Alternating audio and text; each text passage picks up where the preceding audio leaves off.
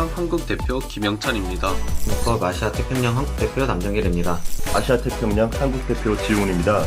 안녕하세요. 저는 한국 그란 투리스모 대표 커뮤니티 GTC 매니저로 활동하고 있는 육상진이라고 합니다. 아시아 태평양 한국 대표 최차원입니다.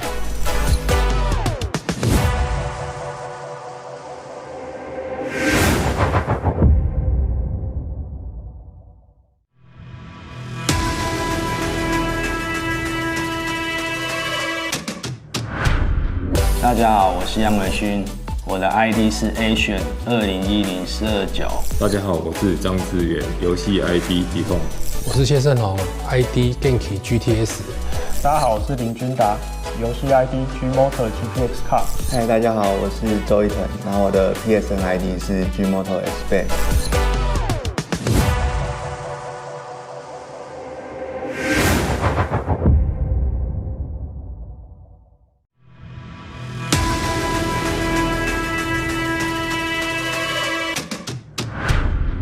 に参加させていただきます。日本代表の加藤達彦です。日本代表の川上かなたです。日本代表の佐々木雄一です。日本代表の菅原達也です。日本代表の宮園拓磨です。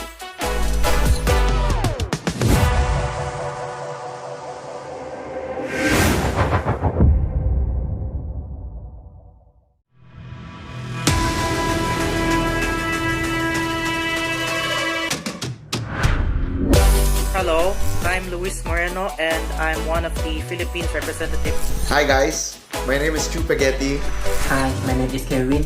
Hello guys, my name is Danish Witness Warren. I'm Matthew McEwen, the New Zealand representative for the Porsche Gran Turismo Cup Asia Pacific.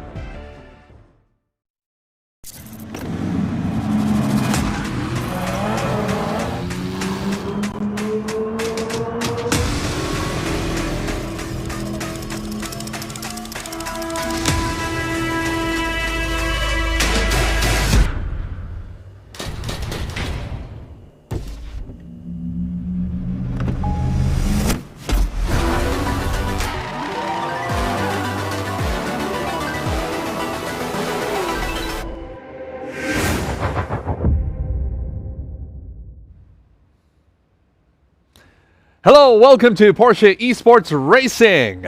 We are going to bring you the Porsche Gran Turismo Cup Asia Pacific. Following the Porsche Carrera Cup Japan and Porsche Sprint Challenge Japan, Porsche Japan created its third one-make race series to showcase Porsche's motorsports DNA. Porsche Esports Racing will held for the first time in 2019. Since then, we have enjoyed truly competitive and exciting racing. This year, Porsche Esports Racing has been scaled up to feature 4 regions in Asia Pacific, including Taiwan, Korea, and Japan. My name is Sasha. I'm your commentator and host today. Alongside with me is Peter Lyon. Hi, Peter. Glad to be with you. Looking forward to it. It's going to be a great racing today, for sure. Yeah. So we're a little bit distant. Doesn't mean that I hate you. It's because of COVID rules. So yep, social distancing. Exactly. I hope you are okay, comfortable with this? Yes, I'm fine with this. Yeah.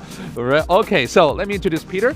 Peter is a motor journalist and has raced over 20 years and placed 4th in the class in the 2010 Nürburgring 24-hour race, co-driving with none other than Gran Turismo creator Kazunori Yamauchi. Is that right? Yes, he's a very good driver in the real world. He's done thousands of laps on the Nürburgring and other circuits, Suzuka, but he really knows how to drive in the real world. In 2010, I put a team together and I invited him to drive with me. And he actually did the same lap time as he did in the game, what he did in the real race the following day. Wow. The day before the race, he did a 9:45, and then in the race, in a Lexus, he did a 9:45. So it just goes to show that the Gran Turismo is not just a game. It is a real life driving simulator. And I did 100 laps myself, and I learnt the track. And after that, I was able to drive at over 90% of my potential on the very first lap, and safely. Wow. So Gran Turismo is amazing in terms of its authenticity. So what you can achieve here is what you can achieve in the real world. Exactly. I see. So let me introduce Porsche and Porsche Japan KK, who organized this event. Headquartered in Stuttgart, Germany, Porsche is an automobile company with over 70 years of history. Porsche has been continuously providing exciting cars and exceed expectations. And examples include the legendary 911 and the Cayenne premium SUV released in the 2000s. Also, over more than 6 years, Porsche has participated in many forms of motorsports with dozens of victories, including a record 19 wins at the 24 Hours of Le Mans. Porsche Japan, one of the important regions Japan is for Porsche, so Porsche Japan organized this event. And today's race will be in Gran Turismo Sports from PlayStation 4. It goes without saying that the Gran Turismo series is an iconic title with over 20 years of history since the first launch in 1997. And Peter, you played it from the very beginning. Yes, I've been looking at the stats of the drivers today. Some have been playing for 3 years, some have been playing for 20 years. I've been actually playing from the very beginning, from 1997, so 25 years ago. Wow, and why are you not competing today? Because I'm not as good as these guys, that's why. These guys are they're right on the edge of perfection. And Gran Turismo, as I said, it's been around for 25 years, sold over 85 million copies over the last quarter of a century. They've been through 6 editions since then, and of course we've got the GT Gran Turismo 7 coming out very soon, early next year. I ordered it already? Yeah, so have I. Of course, we've got to keep up to date. Yeah. But that's what this race is all about. It's its graphics are superb. Yes. The sound you get from the cockpit is superb. The steering wheel feedback from the track is brilliant. When you hit a curb, you can actually feel the rumble strips. So this game is very authentic, as I said. Plus the 2 cars we're looking at today. I really can't wait to see how from one extreme, from the electric car to the gasoline-powered car. So this is going to be exciting. Yes. Okay, so let's look at the overall picture of the tournament, of these exciting races. Porsche Gran Turismo Cup Asia Pacific has 5 online qualifiers. Each qualifier gives points to players based on their ranking in the qualifier. Among 5 qualifiers, each region selects the top 5 based on total points from their 3 best races. 20 qualified players will compete in today's tournament. For today, we will have a final qualifier just like 10 players. So it will be like 10 qualifier, one race with 10 players, another race with 10 players, and the 5 winners from each qualifying round will move up to the final round with 10 players, and the 10 drivers will compete in the final. So we also have some wonderful awards to give to the players today. It's amazing. First, our 20 finalists, all 20, today will all receive Porsche branded Bose Quiet Comfort 35-2 headphones, presented by Bose. How's that? Nice. In addition, the 4 best players from each region will receive a Tag Heuer connected watch, presented by Tag Heuer. And here are the awards for today's final. Third place is a Bose home theater soundbar. This one, amazing. For the second place, it will be a €2,000 Hugo Boss voucher. Yes, please. Now you want to compete, right? And the winner will receive so much. Let's check. Dinner at the Momentum by Porsche, and a 2-night stay at Andaz Tokyo, wonderful hotel, and a 90-minute driving session at Porsche Experience Center, including the expense to come to Tokyo with another person. So for that 2. Sounds great, but it's new. The winner will receive this 90-minute driving session at the Porsche Experience Center, which is just opened up in west of Tokyo, actually, in Chiba. This is an amazing center. There are 9 around the world. The first This is actually the second in Asia. There's one in Shanghai. Yes. But this one has a 2.1 kilometer long track that has a couple of corners that are based on famous corners around the world, including the carousel from the Nürburgring and the corkscrew from Laguna Seca. Wow, all combined in all the same in track. This one track, yeah. Plus, of course, you've got a drift circle, you've got a low friction handling track to test your oversteer and understeer. Plus, of course, they've got an off-road area. So this track covers everything. It's amazing. And the winner will experience all of it. Yeah. All right. So time to get to the racing underway. Before we see the race, let's check out the qualifier and see the video. So the qualifier will be a one-make race featuring the Tycoon Turbo S19. Yes. This is the timetable for today. So for 2:15 p.m. Japanese time, it's the final qualifying round 1, which will be the drivers from Korea and Taiwan. And afterwards, we have the second qualifying race, including the racers from Japan and Asia Pacific. And then from 3:55, we have the final round. The time trial, so the qualifying for, to choose the grid. Yep. And then the final race will be held in 4:15 p.m. Japanese time. And 4:45, we have the ceremony. Wonderful. Great stuff. Great stuff. Yeah.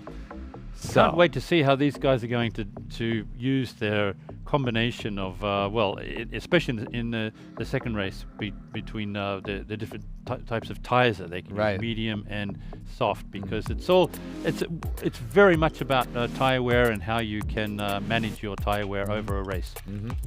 Okay, let's look at the car. Do you have? Can we now check out the video of the car of the Tycoon?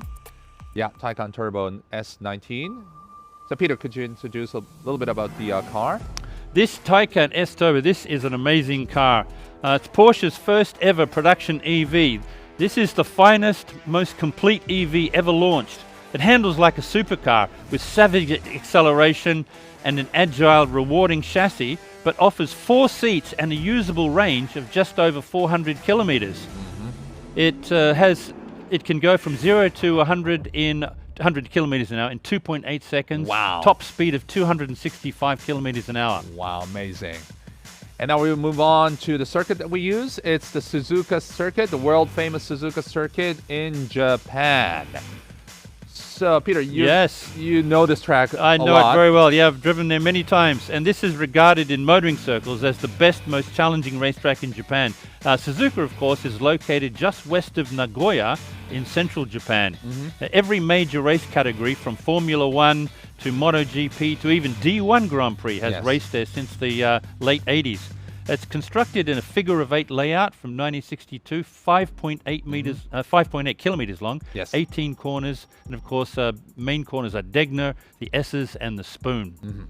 And we have today 9 laps. We're going to use the racing hard tires, and we have no fuel consumptions, and the tire wear rate will be 3 times of real life. Interesting specs, actually. This is going to be a very challenging race. And now, I think we are now have the chance to introduce the 10 drivers who qualify from each region. So this is the 10 drivers for the first race. It's 5 from Korea and 5 from Taiwan. From Korea, we have Cha Won-choi, 23 years old, and San Jin-yuk, 33 years old. Young Hoon-ji, 37 years old. Jun Jil-nam, 31, and Young Chung-kim, 22. And from Taiwan, we have Yi Teng-cho, 20 years old, young, and Chun Ta-lin, 33 years old. Sheng Hon-si, 34 years old. Chi Yong-chang, 36, and Wei Hun-yang, 41 years old. These are the 10 drivers who will compete and challenge for the top 5 to go to the finals. We've got quite a large age gap there, from 20 up to 41. It's great to see a couple of different generations playing in this final today.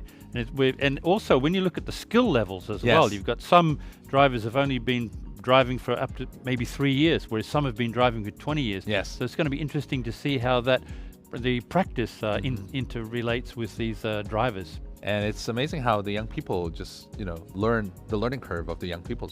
Exactly. How fast they learn. They pick it up so quickly, especially the tire wear and this sort of thing is amazing to watch. So, and the top driver from each region will go through to the finals.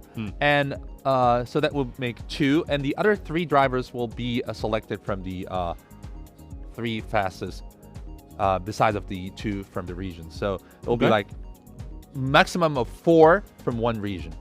Yeah, okay. It's possible. Yep, that makes sense. Yep. Yeah. Okay, good. So, or maybe 2 from one region, 3 from one region, you never know, but at least 1 from each region will go through the final, and the rest is just decided by time. So, we're now waiting for the qualifying round to start the race. It's almost time to start the race. We are still waiting. The qualifying has been done. It's finished. Yeah. I think we have... we've got pole position there. Yeah, I think we have pole position from Taiwan. Yeah. We're still waiting for the images to come. But, you've got the... But we have 9 laps driver. of Suzuka Circuit. Well, tire management with 3 times of real-life degradation is not easy. Not easy, but it all depends how well you use your tires during the race. And I mean, some of these corners are really, really fascinating and very, very tough to drive, actually, especially a corner like the S's, for example, because you're constantly on and off the gas, little touch of the brakes, you're getting some very high G-forces in the corners, plus some of these corners through the S's are actually reverse camber. So you're being pushed and having to manage your tire where you don't want to understeer through those corners or you'll lose grip later in the race. So it's very important to maintain your line, maintain your speed, the right sort of speed, plus keep up with the other drivers at the same time. Okay, the race will start in 2 seconds. Now let's look at the grid. So this is the race 1. This will be the decider for the 5 racers to move on to the finals. So these are the grids. Lining up at the pole position is from Taiwan, Cho, E10. Second is from Korea, Kim, Young-chan. And then we have Nan Jung-jil from Korea. And then we have from Taiwan, Lin Chun-ta. And then we have Chin-Yuan Chang. Yeah, and then we have from Taiwan, Yang Wei-shun. And we have now from Korea, Choi Cha-hwan. And then we have 8th place is Ji Shun-young. Ji is from Korea. Ji Young-hun. And these are the 10 drivers. Isn't that a good-looking car? Wow. Let's see. So everybody from Taiwan will be yellow, and everybody from Korea will be blue. Okay. Still waiting for the start. Thing about this car, of course, is it's an electric car, so we're not going to have a lot of engine sound. And it's blackout. There we go. And it's a quiet start, and a nice start from Cho. Yeah. Quiet but exciting start. Let's see at the first corner. Oh, Kim is trying to manage to keep Kim out of the first corner there. Yeah. But it was a nice move from Cho. Entering the S's now. They're going to want to keep their line through here. So it's now... So you don't get overtaken. Yep. Taiwan, on Korea, and off the brakes. Taiwan. It's the first lap, opening lap of 9 laps of this Suzuka Circuit. This is the future of racing, by the way, because we're going to see a lot more electric cars racing. Yes. So we're going to have to get used to racing that is a little quieter than what we're used to. But the benefit of it, you can hear more tire sounds and everything. Yep. Of what the car really, you will hear more the details of the car, right? That's right. Yeah. Besides of the engine sound, because usually because the engine sound is so loud, you will not hear anything from the tires or from the brakes. Well, as we've seen, electric cars are very quick, and although the top speed is not as quick as gasoline-powered cars, this top speed of this car is around 265 in the real world. Maybe it's a little higher in the game, maybe 270. in Gran Turismo. Yes. But you're going to see some very quick acceleration out of the corners because these cars, they don't have any gearing, so basically acceleration is instant. Right. And here we are. Here we have, I think Kim getting draft. Yeah. Streamlining behind. And it's a famous 130 Chow. Here we R. are. Oh, he's managed to keep him out of that. And it's now to the chicane. Yep, they're going to have to brake at 100. Will he to stop, because these cars are quite heavy. They're well over 2 tons, so you're going to have to get on the brakes a little earlier than normal. I see. We see now the accelerating up. On the back of the car. This is one of the main overtaking spots on Suzuka going into the first corner. So can he draft and get past? Can he get past? No. No. Cho defends him out. his top spot. Still, it's Cho and then Kim. A tight battle between these two, and it's Lin following the two. He's all over him. He's all over him. Yeah, if something happens to the front two, Lin will just go through and pass them all. So I think Lin is also in a good position to see all the battles from the back. And, you know, not involving in the battle will be just a tire saving kind of situation. That's right. You can tell that they're really they're almost nursing these cars through these S's here. You can tell they're really trying to maintain their tires because they will need them in the final lap. Right. When they really want to push, they really want to make sure that they have enough brakes and acceleration coming out of the corners. Oh, really using the full width of the track there. You've got to be careful not to put both tires off the track. You've got to keep those tires on at least the otherwise apexes. You will get penalties, right? So we're now in the lap 2. Just went through the hairpin. Now moving to the spoon curve. This is a difficult corner. Yeah. You have to. It's actually 2 corners. It is. Right? Yep. You go in quite quickly. Just tap the brakes, get some weight on the front tires, turn in, and then you have to. Oh yeah.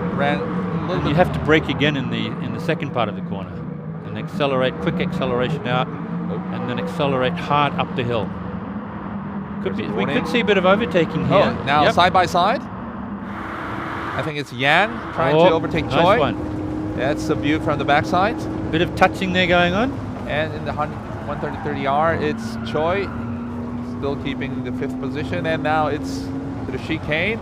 This is a major overtaking spot. Yeah. Not from the outside. That was a good try, but it didn't actually pay off. Didn't quite work, no. But still, Choi is he's only managing to keep Kim out. He's like 0.1 of a second behind. And now it's turn 1, lap 3. Good defense by Choi, and this is now back to. Oh, we see now Kim in the front. There was a switch between the top 2. Kim overtook Cho. Yes. Now Korea is in the top, followed by 2 drivers from Taiwan, and it's Kim who got an incident under investigation. So maybe there was a touch of wheels or touch of cars between the top 2. Yeah. When you're racing at this level, there's always going to be a bit of touching going on. And I hope it doesn't end up as a penalty. Kim, Cho, and then Lin. Still Lin, looking really, really relaxed at the 3rd spot.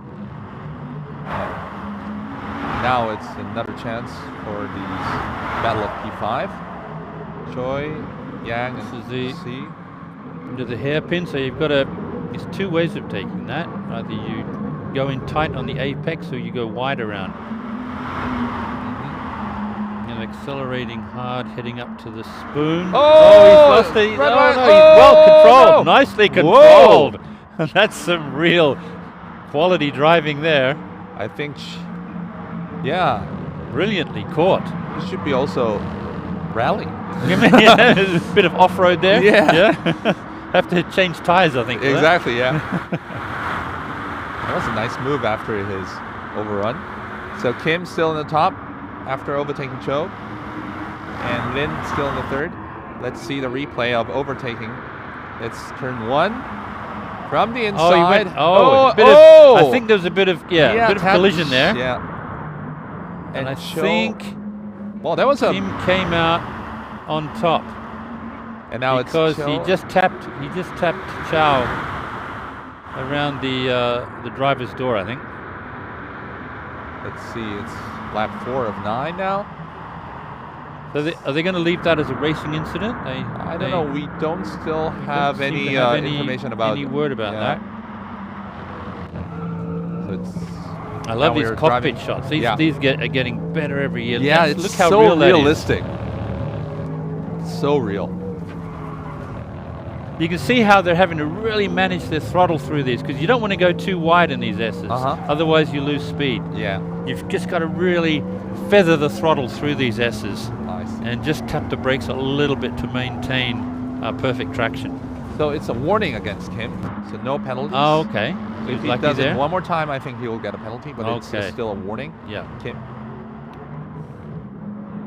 But it was nice from Cho to just remain on track after that incident. That was brilliantly driven, yeah. Yeah, these guys really... Oh, a bit of tapping there, just a little soft nudge saying, I'm here. I'm going to challenge you very soon. Let's see what's going to happen at the S or at the back straight. Yeah. It's time for overtaking. It's a chance for overtaking for Cho. Still tight battle between Taiwan and Korea. To the spoon. This is a battle for P5. Choi and Yang. In fast, braking slightly in the corner, going wide in the apex, grabbing the apex on the way out. And the second one is tighter. Yes. And then you go to the back straight. You need some speed.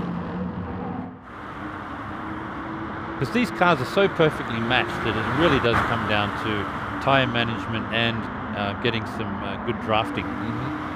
Otherwise, so from the outside, I think. From the outside, it's he can't. Yeah, no, a little bit too late of brakings. No. To get through the chicane, you'd have to be on the right-hand side, I think, to pass there. Yeah. Not from the outside. Very difficult from the outside because the chicane is so tight. I see. And it's also very difficult to see. You're coming in at like 250. Yes. And you're having to brake very quickly, and you can't actually see the entrance to the chicane until you're right on it. I see. You've just got to sort of have a sort of a sixth sense as to where it is. I see. So that's the reason you have to be in the inside. Yeah. So overtake. Now we are at lap 5. So we finished the half of the race. 9 laps is the format for the qualifying race. Kim still on top, followed by Cho. So we've got a couple of the drivers have moved up. There seems to be a few position changes here.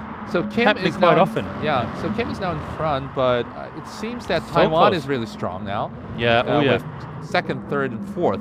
Oh yeah. Dominated by Taiwan. And this is the back shot. Interested to see how Kim is managing to stay ahead. A little bit of tapping coming out of the hairpin there. But that makes it a little bit difficult for Cho to catch up at the straight and to the to the spoon curve.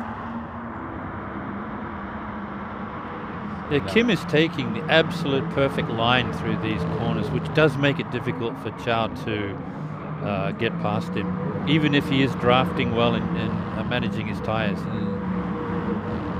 now we're back on the back straight. He does have a bit of drafting going on there, but he can't quite. Oh, this looks interesting. P5 all over the back of him like an oily rag. Oh yeah. Let's see what they can do. It's 130R. And now we're moving on. He goes a little bit wide. The chicane. No. No. And it's battle of the brakings. Choi still in the front. No, Kim has managed to hold on to the lead. And this is Choi defending P5. Yeah.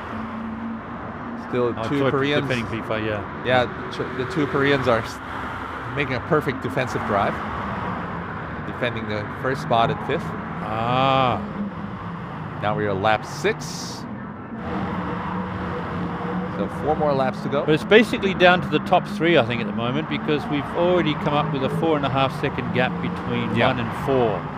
So I think, given that we've got 3 laps, I think unless we see some prodigious driving, it's going to be down to Kim, Che, or Lin, I think. But Peter, what really is important is the top 5 drivers will go through to the final, right? Yes. And and there's Kim now from Korea in the top, and followed by the Taiwan drivers.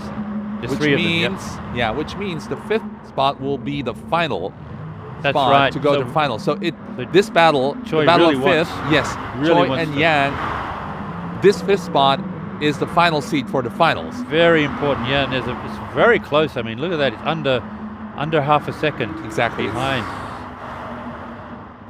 There seems to be a little more happening here in terms of and this is now the top. No. Battle for P1. He's got his braking is excellent. Yeah. Good heavens. Cho got passed, but he's still looking for a chance to. Cho's braking is amazing. Be back at the top. This is Kim and Cho. Now again, another 130R. Ooh! That's tail to nose. And a little bit wide from Kim. So it's a chance for Cho. Cho, he's now trying to overtake. No, but it's side by side switch. He can't get him. No, still not. Ooh, another touching. Yeah, there's a bit of tapping going on here. You'd expect that because they're in evenly matched cars. Yeah. With the same tire grip as well. Oh, he's all over him. And it's turn 1. Okay, round the outside. No. It's Cho round the outside. No way for him to pass. Oh, this is good. Auto drive from Kim. And a little bit. He went a little bit wide. This is where it's going to happen. Kim is now taking the inside. But it's Cho from round the outside. And now it's Cho back in went top. Wide. Oh, dear. Amazing move by Cho. Now he's pushing hard. Kim is pushing hard to catch up. And we're now heading to the Degner curves after this.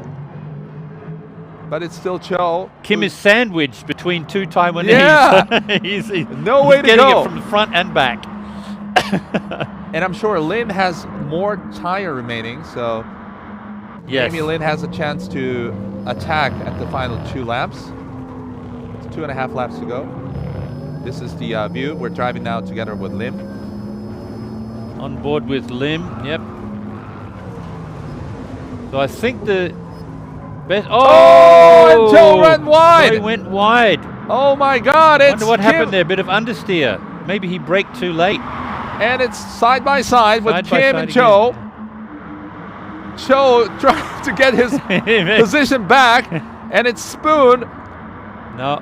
Front. Oh! Pushing hard. We're at the absolute limit of these cars. Still Cho in front. And I'd be interested to see the battery level. Where would we be in terms of battery? Because normally these cars would last around 400 kilometers in a real world situation on public roads, but being pushed to the limit. I wonder how much battery we have left. I'd say probably about a third. I see. So 100 kilometers. So we have to go and recharge very soon. Just kidding. But look at the. You can actually see the brake rotors. Going a little bit red there as they enter the chicane. And Peter, it's a battle for P5. Oh, and Xiang and Choi side by side. And the final corner. It's Choi now in front. Yes. Back in front is Choi. He needs to stay there to give the Koreans some representation in the final. Yeah. Otherwise, it will be like 4 Taiwanese driver for the finals. So Choi must defend. To get the second spot for Korea. It's going to be tough. He's really got to drive a perfect race from now on. Keep his line. Not really blocked, but as long as he keeps his line, he should be okay. And it's really difficult to overtake from the These off lines, S's right? are so tough, yeah. We're back at the P1, 2, 3. It's Kim now attacked by Lin. So Cho still in front. Kim and third is Lin. These battles are also really tight. Well, they will go to the finals anyway. But they certainly will. But you really want to try and get as many points as you can. So these drivers are pushing very hard for the podium. I like to see. It's interesting to see we've got a Korean Taiwanese sandwich going on here. Yeah. We've got Kim in the middle. And Lin is trying to find a way to overtake him. Because, of course, you see, the thing with Kim is he's trying to take over trying to get back in the lead, but he's also very worried about Lin behind him. So he's having to concentrate on two cars at once, and that's also very difficult. And also, you don't. What you want to avoid is to just run wide and lose many positions, so that you will not go through to the finals. That's right. So you always have to be inside of the top 5. So this is another problem heading to one of them overtaking parts, just sections just before the chicane. Okay, so Chao is going to keep the lead here. Yeah. Can Kim catch up down to the first corner? Because if he can, he might be able to overtake in the first corner if Chao goes a little wide. That's what he's hoping. He's hoping that Chao pushes hard into that first corner. Yeah, and Peter, Lin is now close to Kim. Okay. For P2. Yes. And we see on back that P5's battle is still really tight. Wow, that is so tight. Look at that. 0.1 of a second difference. Good heavens. We're now following the top 3. And the final spot for the finals, P5 is still a really tight battle. It's the tightest. You can tell the tires are starting to degrade. We're getting a little bit of understeer through there. Oh, yeah? Yep. We see a little bit of the steering wheel moving to the right, to the left. Yeah. A little bit of But snaps. these cars are very well balanced. You don't really see too much oversteer here, which is quite interesting because, I mean, we are at the limit of the tire adhesion, but there's a lot of neutral steer going on. I don't see much understeer or oversteer. We're now at the final lap. A couple more corners to go. It's the hairpin. And then approaching the spoon. You're having to stay tight. When you approach the spoon, you really should stay tight around the right-hand side of the course. Okay, they're going. Here we go. Yep, into the very tight on the right, getting the apex. Under heavy braking, entering there, and then more heavy braking to take the second part of the corner.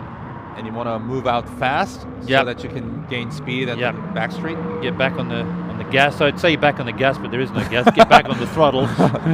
Back on the electrics. Yeah, on the electrics. Yep. And I think it's secure for them. Yeah, I think to he's going to the finals. I think these 3 are in for sure. It's just, can Kim? Oh, no, he's a no! What happened there? The tail went there. He well controlled.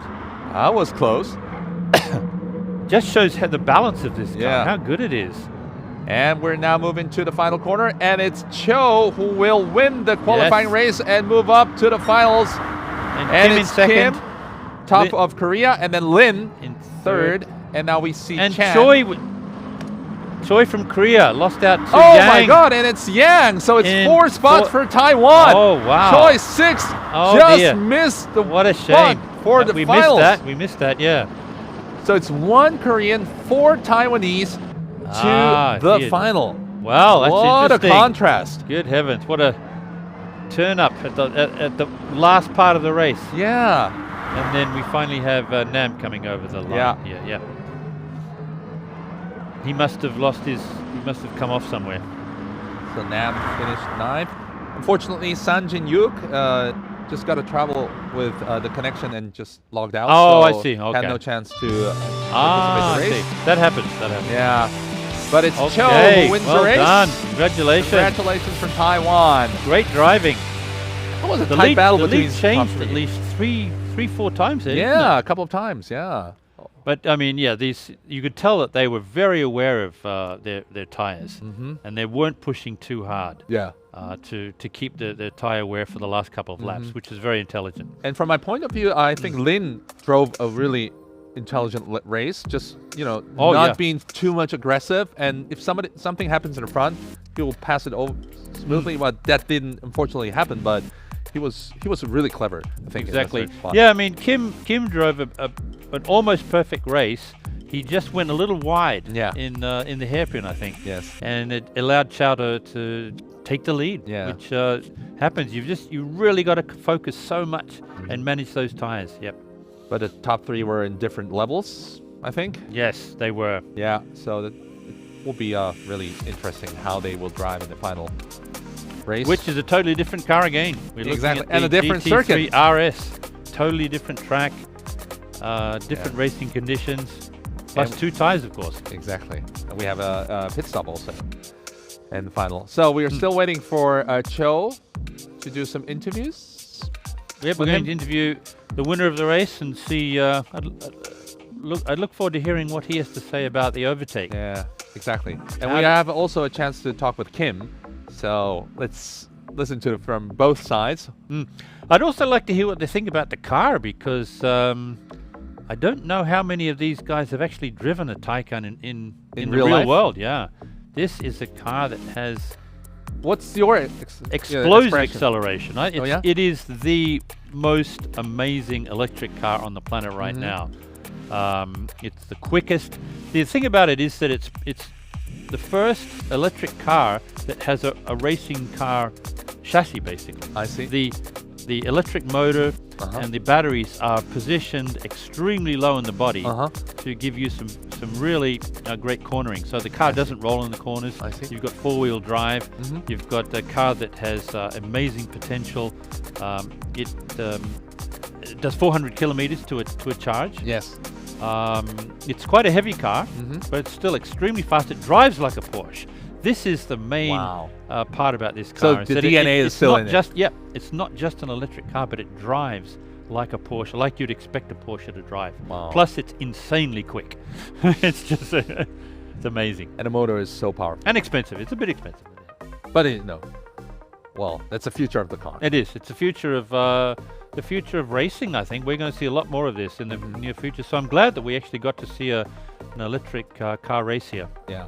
We already see like Formula E, like those Formula cars in electric, but now we're starting to see GT cars or those cars, these other categories with electrics, right? Well, many other companies are coming in. I mean, Audi, for example, they use the same chassis and powertrain as the Taycan, the Audi e-tron GT, which is nearly as fast, a very good-looking car, but uses the same powertrain. So we will see a lot more of these. I mean, the Americans are coming out with some very interesting electric cars as well. But I think Porsche is one step ahead. They certainly are, with the grip, the performance. The first time I drove the Taycan, it was a new world experience. Okay. It was quick and it drove like a Porsche. I think we are ready with the interview. We're ready. So let's hear some voice from Cho, I think, from Taiwan, who run the race. Hello, Cho. Congratulations. Yuteng Cho, how are you? Cho. Hello. Hi. How are you? Hi. Can you hear us? How are you? Okay. We're speaking with Kim from Korea. Okay, I think there was a little bit of confusion. I think we were talking with Kim. With Kim Youngchan Kim, how are you? Congratulations on coming second. Thank you. So there was a tight battle. How was the race? 레이스가 어떠셨나요?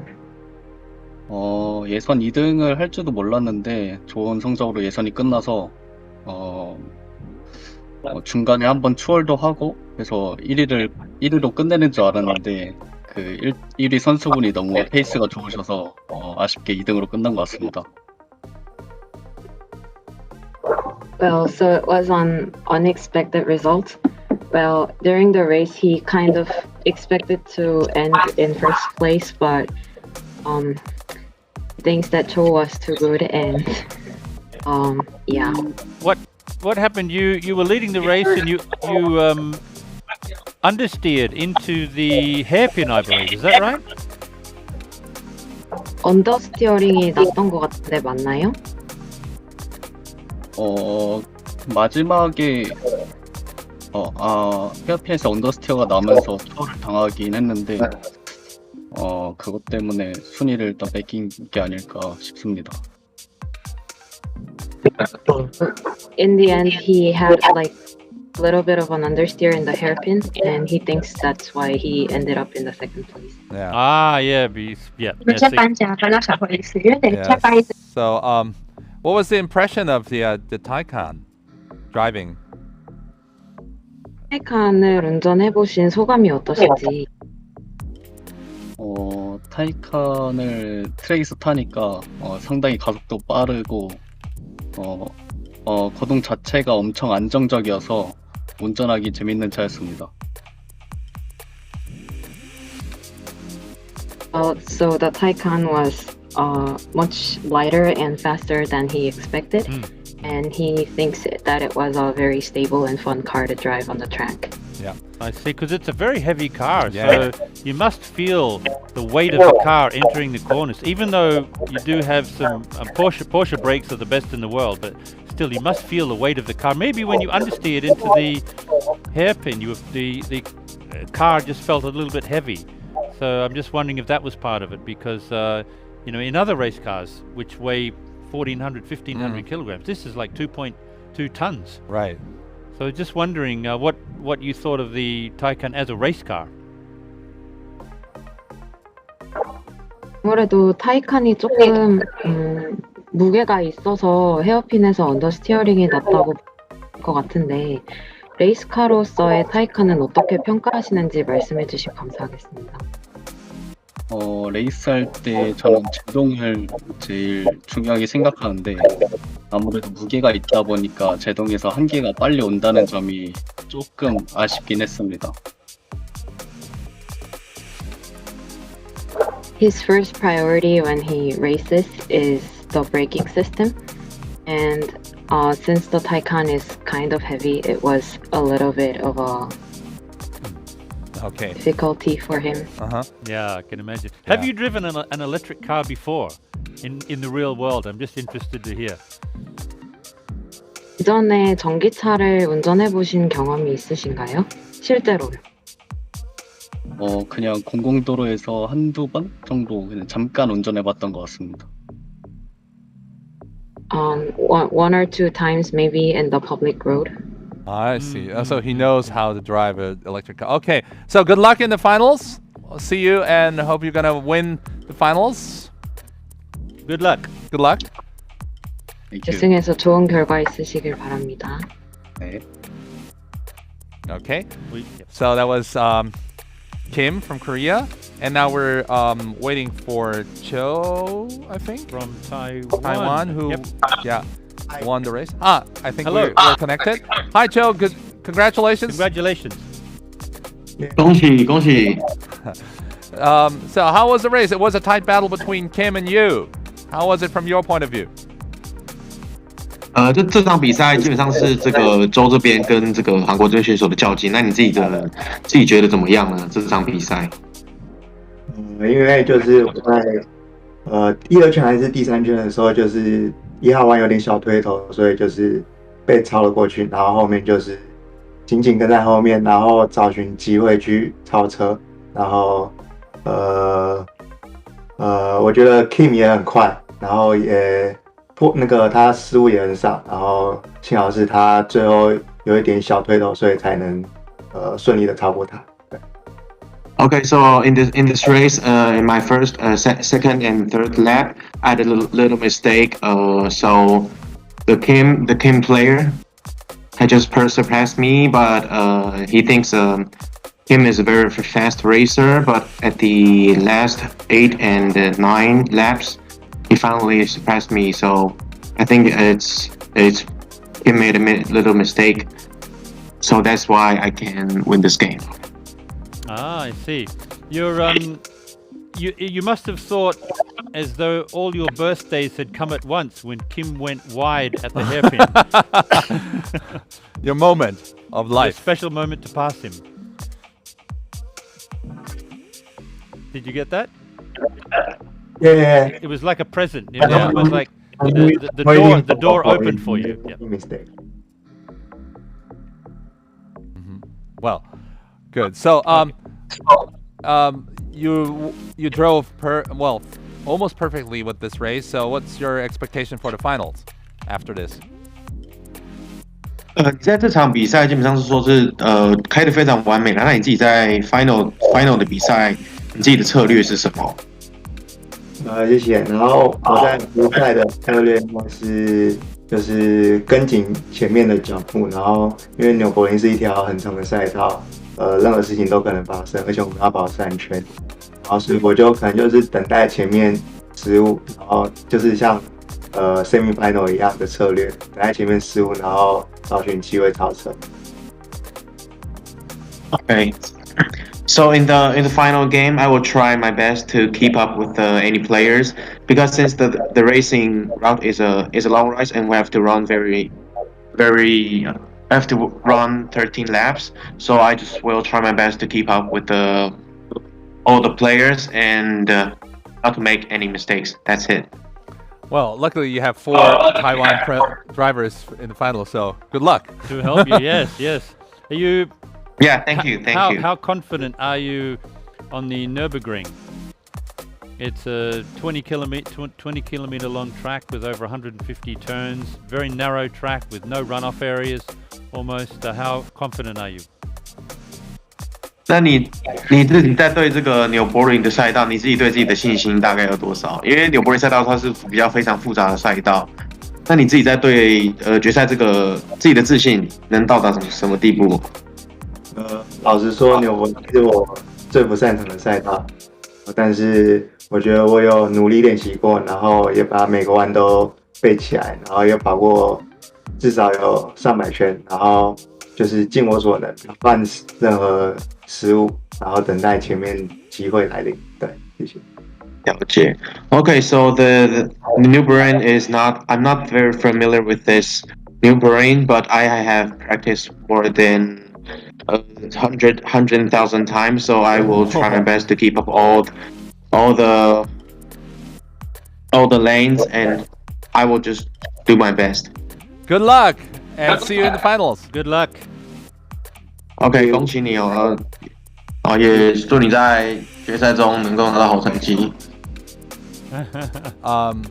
He's not familiar after finishing 100,000 laps? I think he meant 100 laps, but anyway, even if you do 100 laps, I think you know the Nürburgring pretty well. Yeah.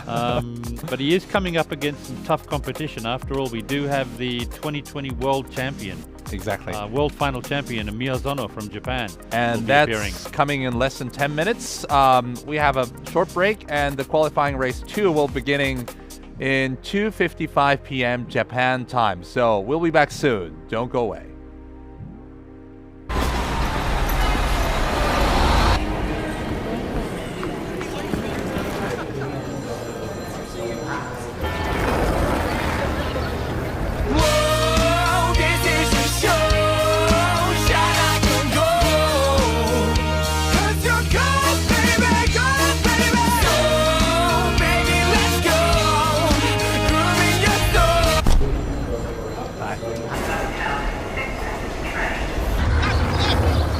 Gracias. Hallelujah, if we were born for greatness. Say hallelujah if you were born for greatness. Hallelujah, I was born for greatness. Say hallelujah. Whoa, this is the show. Shine like a gold.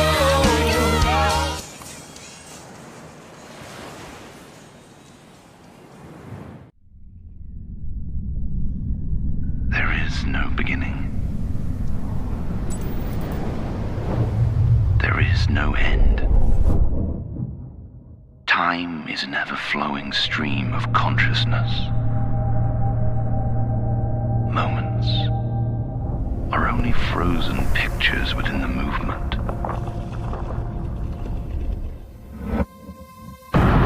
Time is unstoppable, relentless. Progression is our substance. Eternity lies in every second. All that exists is now.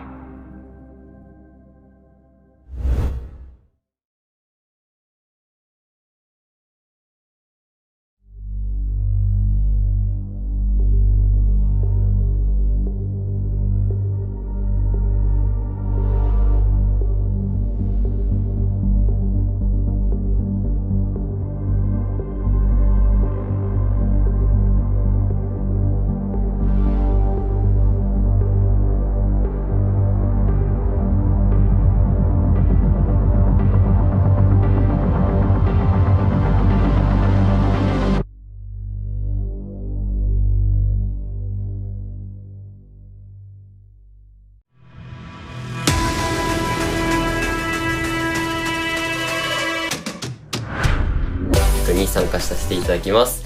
日本代表の加藤達彦です。日本代表の川上かなたです。日本代表の佐々木優斗です。日本代表の菅原達也です。日本代表の宮園拓馬です。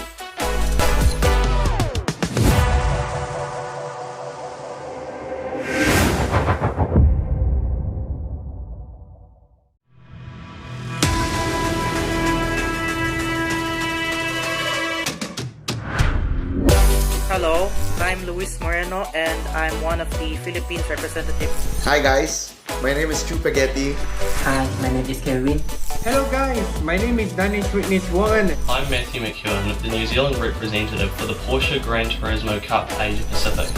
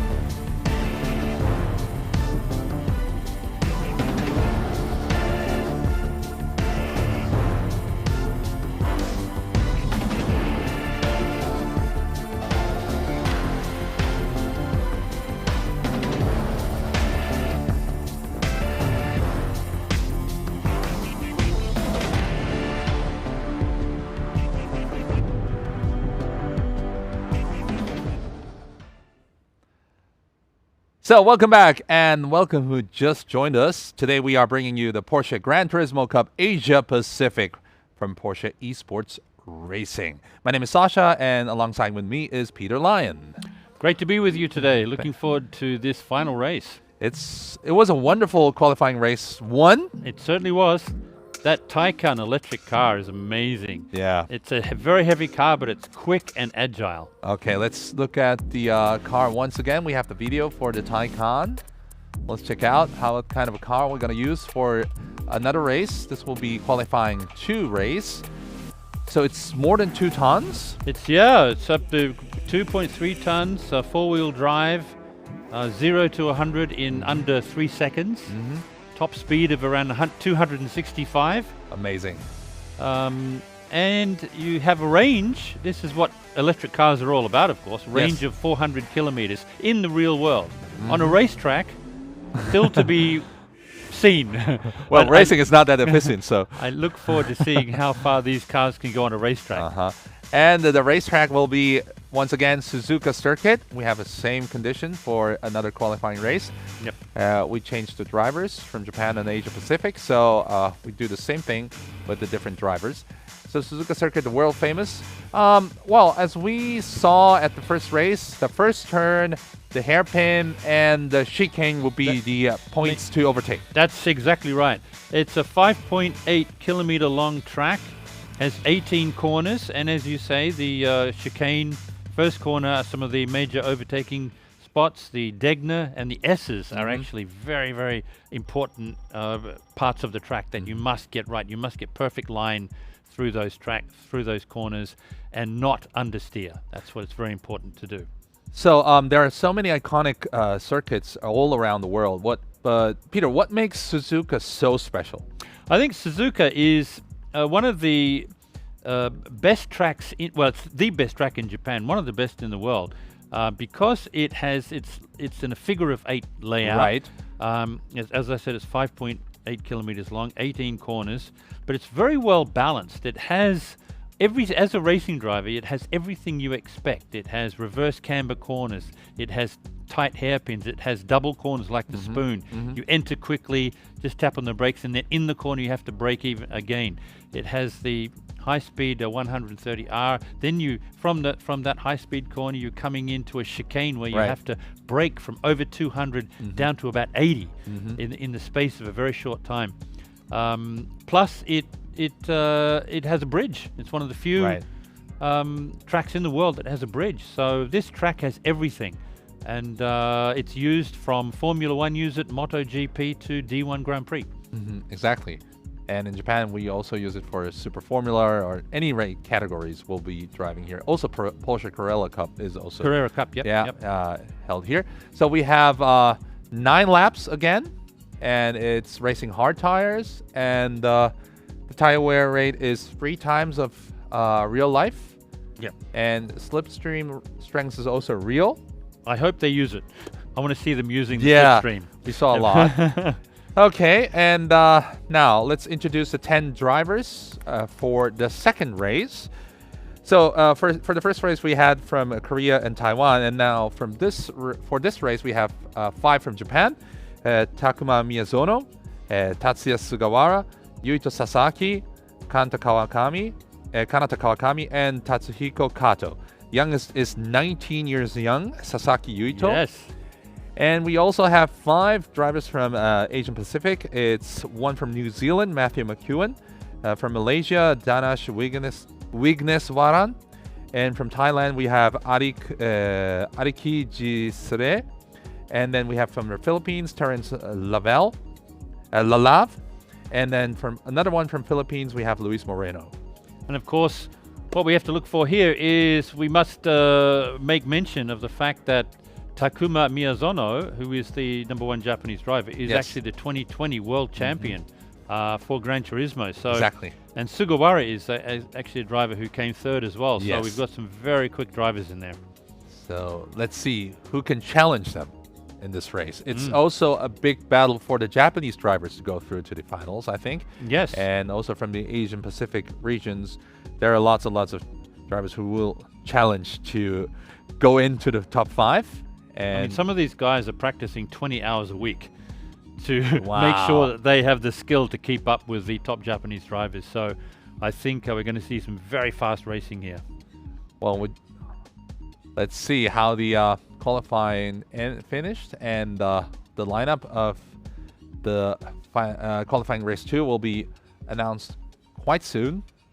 But it's going to be a Japan is a home country of Gran Turismo, so we have lots and lots of strong drivers from Japan, of course, and it's, I think, the challenge from these 5 guys from Asian Pacific between, against these Japanese drivers. So let's see who can. Well, basically, for example, Miyazono, who's only 21, he's been racing in GT, Gran Turismo, for 17 years. So since he was 4 years old, he's been racing. So that just gives you an idea of the depth of experience that these drivers have. Wonderful. So, and we have the youngest of this competition, Sasaki, with 19 years old. The oldest from these 10 would be Lalav from Philippines, 36. Yes. So we have another range of ages from this group too. And and it was really tight between the battle for P5 and P6 in the first race. So, we have to focus on the top spot. You've got 2 races going on. Yeah, race for the win and the race for number 5. Yeah. So that would be another point to watch for this second race too. So we're still waiting. You can see the layout. See the layout of Suzuka Circuit there. I mean, is that just not one of the best? People are not watching, so that's a problem. They see this, we see that. We're still waiting for the qualifying to finish. Suzuka Circuit. It's one of the best layouts you'll see on a race. Can we show the Suzuka Circuit one more time here, if that is okay? maybe we can talk a little bit about, or Peter can talk about the Suzuka layout once again before we move on to the finals or to the qualifying race. This is there we go. Yeah. Okay. So 5.8 kilometers long. It's when they do have a Formula One race in Japan. Yes. They haven't had it for 2 years. Yes. Unfortunately, but they race at Suzuka because it is the circuit to go to for Formula One. Because it is loved by so many racing drivers. When you ask Formula One drivers around the world which tracks they like, it's either Suzuka or Spa, I think it is. Yeah.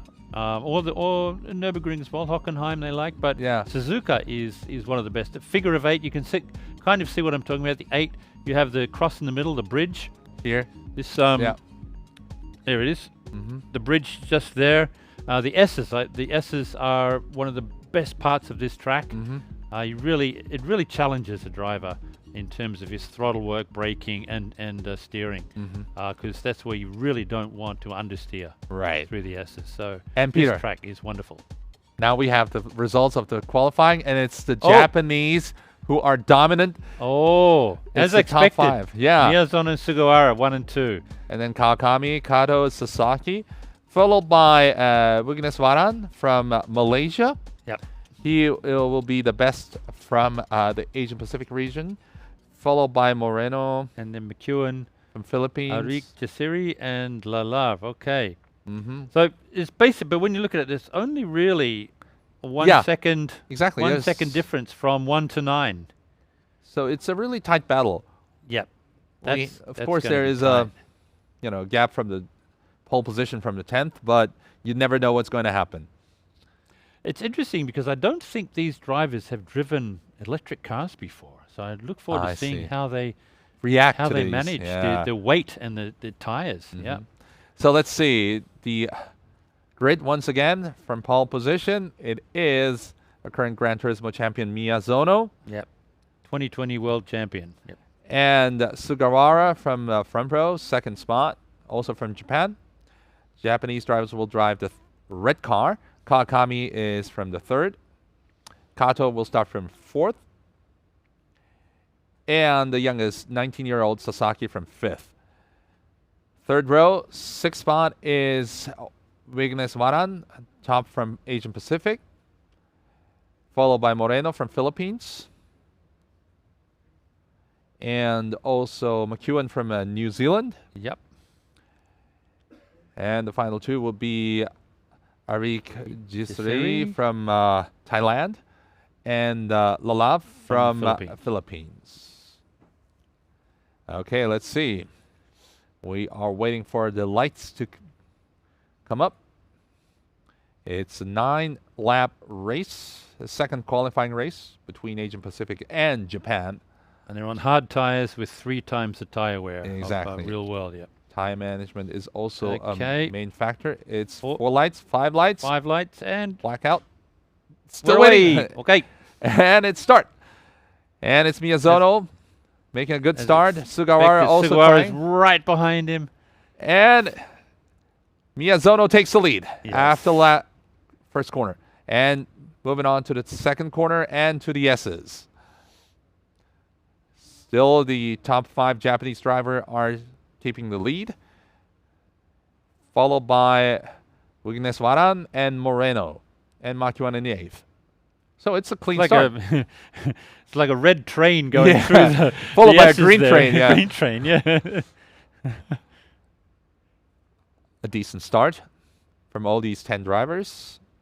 No collisions or no accidents happening. But it is strange, isn't it, watching an electric car race? You really have to sort of change your mentality. Yeah. So because you're expecting to hear engine noise and tire noise. You will hear tire noise, of course. Yes. Oh, a couple of drivers, Japanese drivers going very wide there. But it's in okay. Degna. No difference or no changes. Oh, a bit of tapping there going on. Yeah. Sugawara touched Miyazono. Telling him I'm here. I'm going to give you a challenge in a few moments. And they're now moving to the spoon. Pushing, going very wide there and then going. So you go wide and then cut into the apex. Brake under heavy braking. Oh, the tires are fighting for grip. More braking and then you turn into the exit of the spoon and we're away up the hill. Back straight. Yep. This is the longest straight, including the 130R. Can Flat out. Sugawara get some drafting behind? No, not yet. So will the chicane be the undoing of Miyazono? I don't think so. No. He's very good. And he's very composed. Miyazono is always very composed, yeah. And behind, it's the battle for the top spot of Asian Pacific. Ignace Waran and Moreno. Tail to nose. Only the difference is 0.3 seconds. Yeah. And it's the bottom three who are lining up for the first corner. Let's see. So we've got the last three drivers are dropping back a bit. We've got a second difference now between 7 and 8. Yeah. I think McEwen had a little bit of difficulties in the back straight or at the I chicane. see. So this is, we're driving again together with Ignace Waran. So we're now climbing up the S's. Yeah, we can see them managing the throttle, not going too wide there in the middle part of the S's. You can't go wide there, and then cutting in to grab the apex, and then grab the apex on the outside of the corner there. And then heading through to Degner. We're now in lap 2. So if this race finishes in this order, it will be the top 4 Japanese plus Ignace Waran who will move up to the finals. Okay. Because top from each region will go to the will qualify to the finals. Exactly. Yep. And that means Sasaki eliminated here. So there's still a tight battle between, I think, Kato and Sasaki, or maybe with Kawakami, to secure their spot to the finals. This is Moreno, currently 7th, second in the Asian Pacific region. Well, it's a clean lit race. These guys know this track so well. You can tell that they've practiced so much. I mean, for example, Miyazono practices 10 hours a week. Okay. We got Sugawara behind him, practices about 5 hours a week. So only half of what Miyazono does. But he's still managing to do it. He must be very efficient in his practice. Exactly. And then we have Sasaki, who practices 10 hours a week as well. So he's way up there. And then... Oh, that's a big crash at the back. Oh, dear. I saw one car just hitting the walls. Maybe it was the one from Thailand, Gt3 Rs. Because, he was in 9th. Okay, he's dropped back to 10th. Yeah. So Lalav moved up to 9th. Still Miyazono taking the lead with Sugawara 2nd. Kawakami 3rd. Kato and Sasaki. So the battle between Kato and Sasaki is now 0.4 seconds. Okay. And this is now 9th. Lalav, who moved up after the crash of the driver from Thailand. I was just saying, it's interesting to see how many hours a week these guys practice. Because as I said, Miyazono's on 10 hours a week. Right. Sugawara's 5 hours. Sasaki's 10 hours. Kawakami's 15 hours a week. Wow. and then Kato's 15 hours a week. That's too, like 3 hours a day weekdays, right? Yes, exactly. But most of these guys have at least 15 to 20 years of experience on Gran Turismo. So there's a big difference to other drivers from the Asia Pacific region, I think. They live Gran Turismo. Exactly. It's almost like part of their DNA. They have a life in Gran Turismo. Yes. Now, as for the other Asia Pacific, from our other Asia Pacific drivers, let me just check here because it's interesting to see our New Zealand driver, McEwen, 20 hours a week. Oh, that's a lot. Good heavens. And our Ignace Waran from Malaysia, 25 hours a week. He's currently top of the Asian Pacific region, so that makes sense. That makes sense. And Arika Seri from Thailand. Yeah. We are now driving with him. 20 hours a week.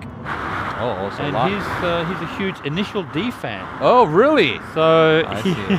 of the manga. And it gives him anime. motivation to chase his dream initially. Nice. So maybe when he's driving, he's thinking about being Takahashi. Exactly. From Initial D. So this is Sasaki chasing Kato. Well, only maximum of 4 from one region will go to the final. So Miyazaki seems to have pulled forward a bit. He's a second ahead of Sugawara. I think the top 3 is now a little bit ahead of the 2, Kato and Sasaki. Yeah. Now we're driving again with Sasaki. But Miyazaki is showing his medal. Look, he's already pulled out maybe 5 cars, 5-car difference over Sugawara. Yeah. But becoming a huge gap, actually. 1.1 seconds. He's picking up. He's gaining. Oh, no, he's back. Sasaki trying to get overtake past, Kato. Yeah, otherwise he will be eliminated. And this is McEwen and Moreno. McEwen trying to overtake Moreno. And it's side by side to the spoon. A bit of tapping going on. From round the outside, McEwen. Heavy braking. You can see the tires squirming under pressure. And it's a warning against Moreno. Maybe too much of touching from Moreno. That you can't just defend on your way. Of course, into the corner. Like it will end up a collision. So it will be a warning from Moreno. But still, McEwen has a chance. And to go to the finals, McEwen has to overtake 2 drivers, Moreno and Weakness Mara. Oh, okay. Because we are now currently seeing the old Japanese drivers running the top 5. And it's Sasaki and Kato still trying to find a way to the finals. It's now lap 5 of 9. Finish halfway. So I'd say down, you see, we're up to about 240 kilometers an hour down the straight there. That's reaching the maximum speed, V max of the Tycoon. Yeah. But it's really fascinating to see how these drivers are handling this very heavy electric car around Suzuka. Exactly. It might be difficult, actually. It is very difficult because you're having to manage the weight of the car more than anything. Although the car doesn't roll that much because of the low center of gravity. You know, you've got the electric motors, the batteries, the inverter very low in the car. And they're so heavy, right? It's basically the same build as a race car. Yeah. It's a road car, but it's built like a race car. And you've got loads of grip through the 4-wheel drive, but the brakes, I mean, Porsche brakes are some of the best in the world. And these, I think these are 8. I think they're 8 piston brakes. Wow. No, they're 10 piston brakes. 10 piston. 10 piston brakes. Amazing. Well, I mean, when you're trying to pull up something that weighs over 2.2 tons from 260 Ks, you need some decent brakes. Yeah, you need power to brake it to decrease the speed. And we're now driving with Kawakami, currently P3, trying to overtake Sugawara. So it's Miyazono now 1.3 seconds ahead. He can't quite get in the slipstream. He's getting there, but he just he just can't quite get there. Sugawara's car, that's a little bit nervous. A little bit, you know, it was like V-wing kind of move. Yeah, a little bit of squirming going on there with those tires, Sugawara's tires. Now another try from Kawakami. And behind that, we see Sasaki also challenging Kato. This is Weakness Maran. Still top for the Asia Pacific region. We're now in lap 6.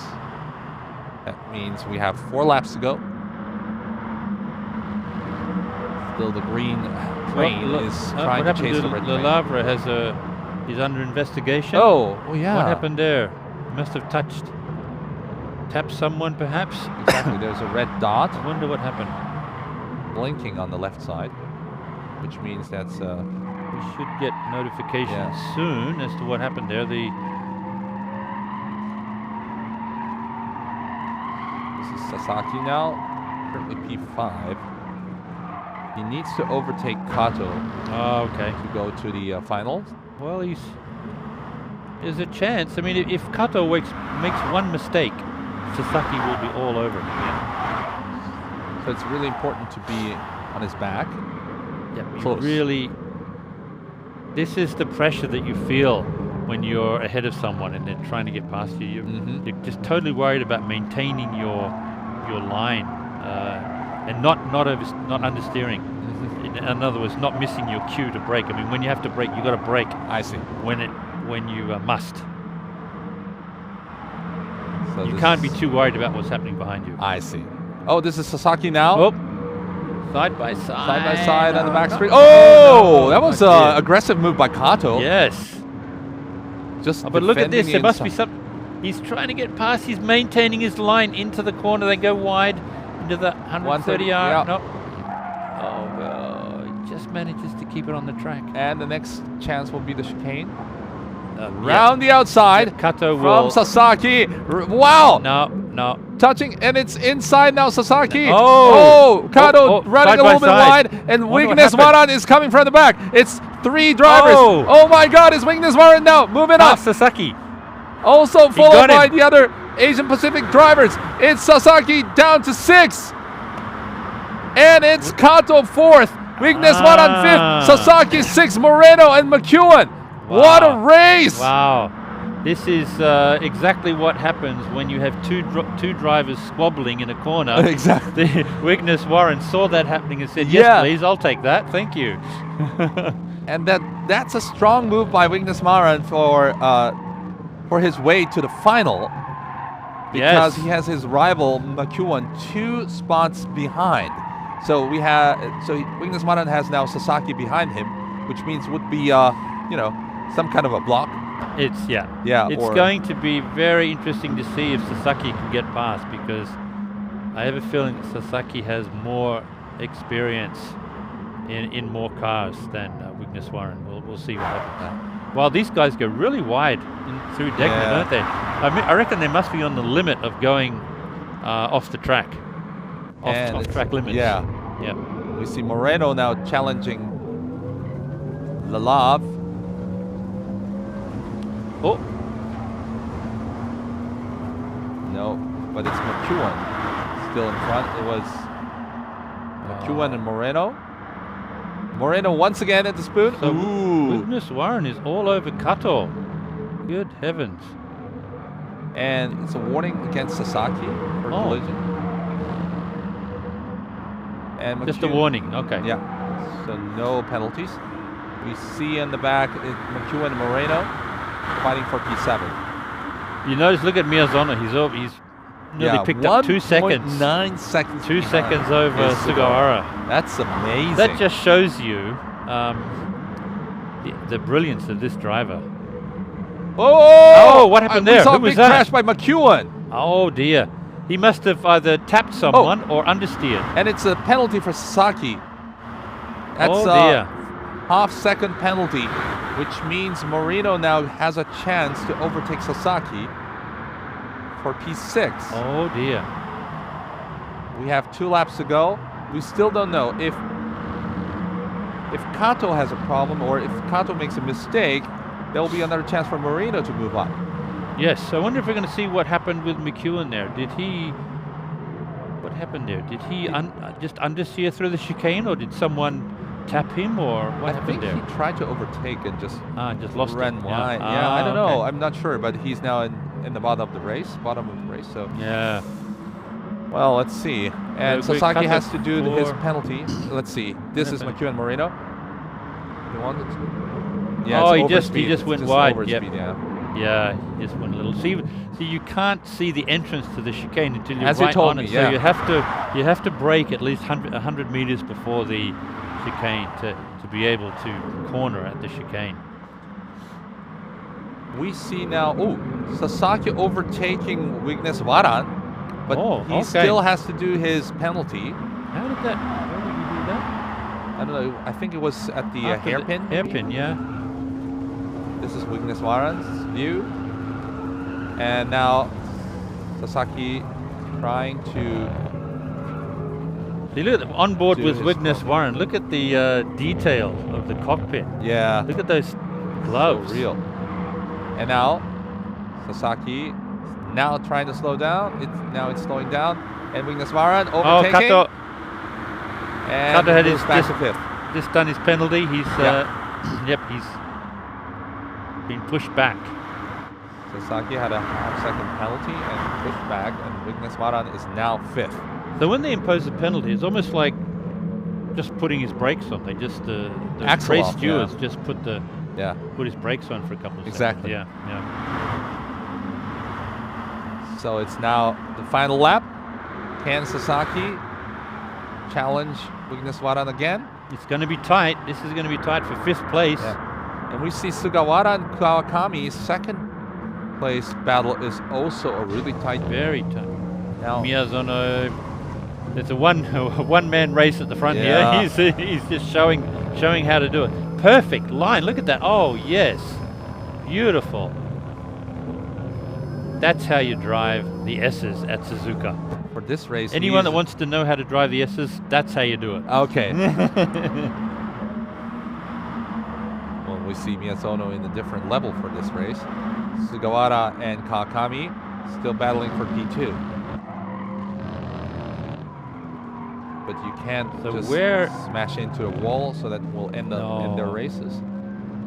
So can Kawakami get by Sugawara in? But all they need is to just be on top 5 or 4.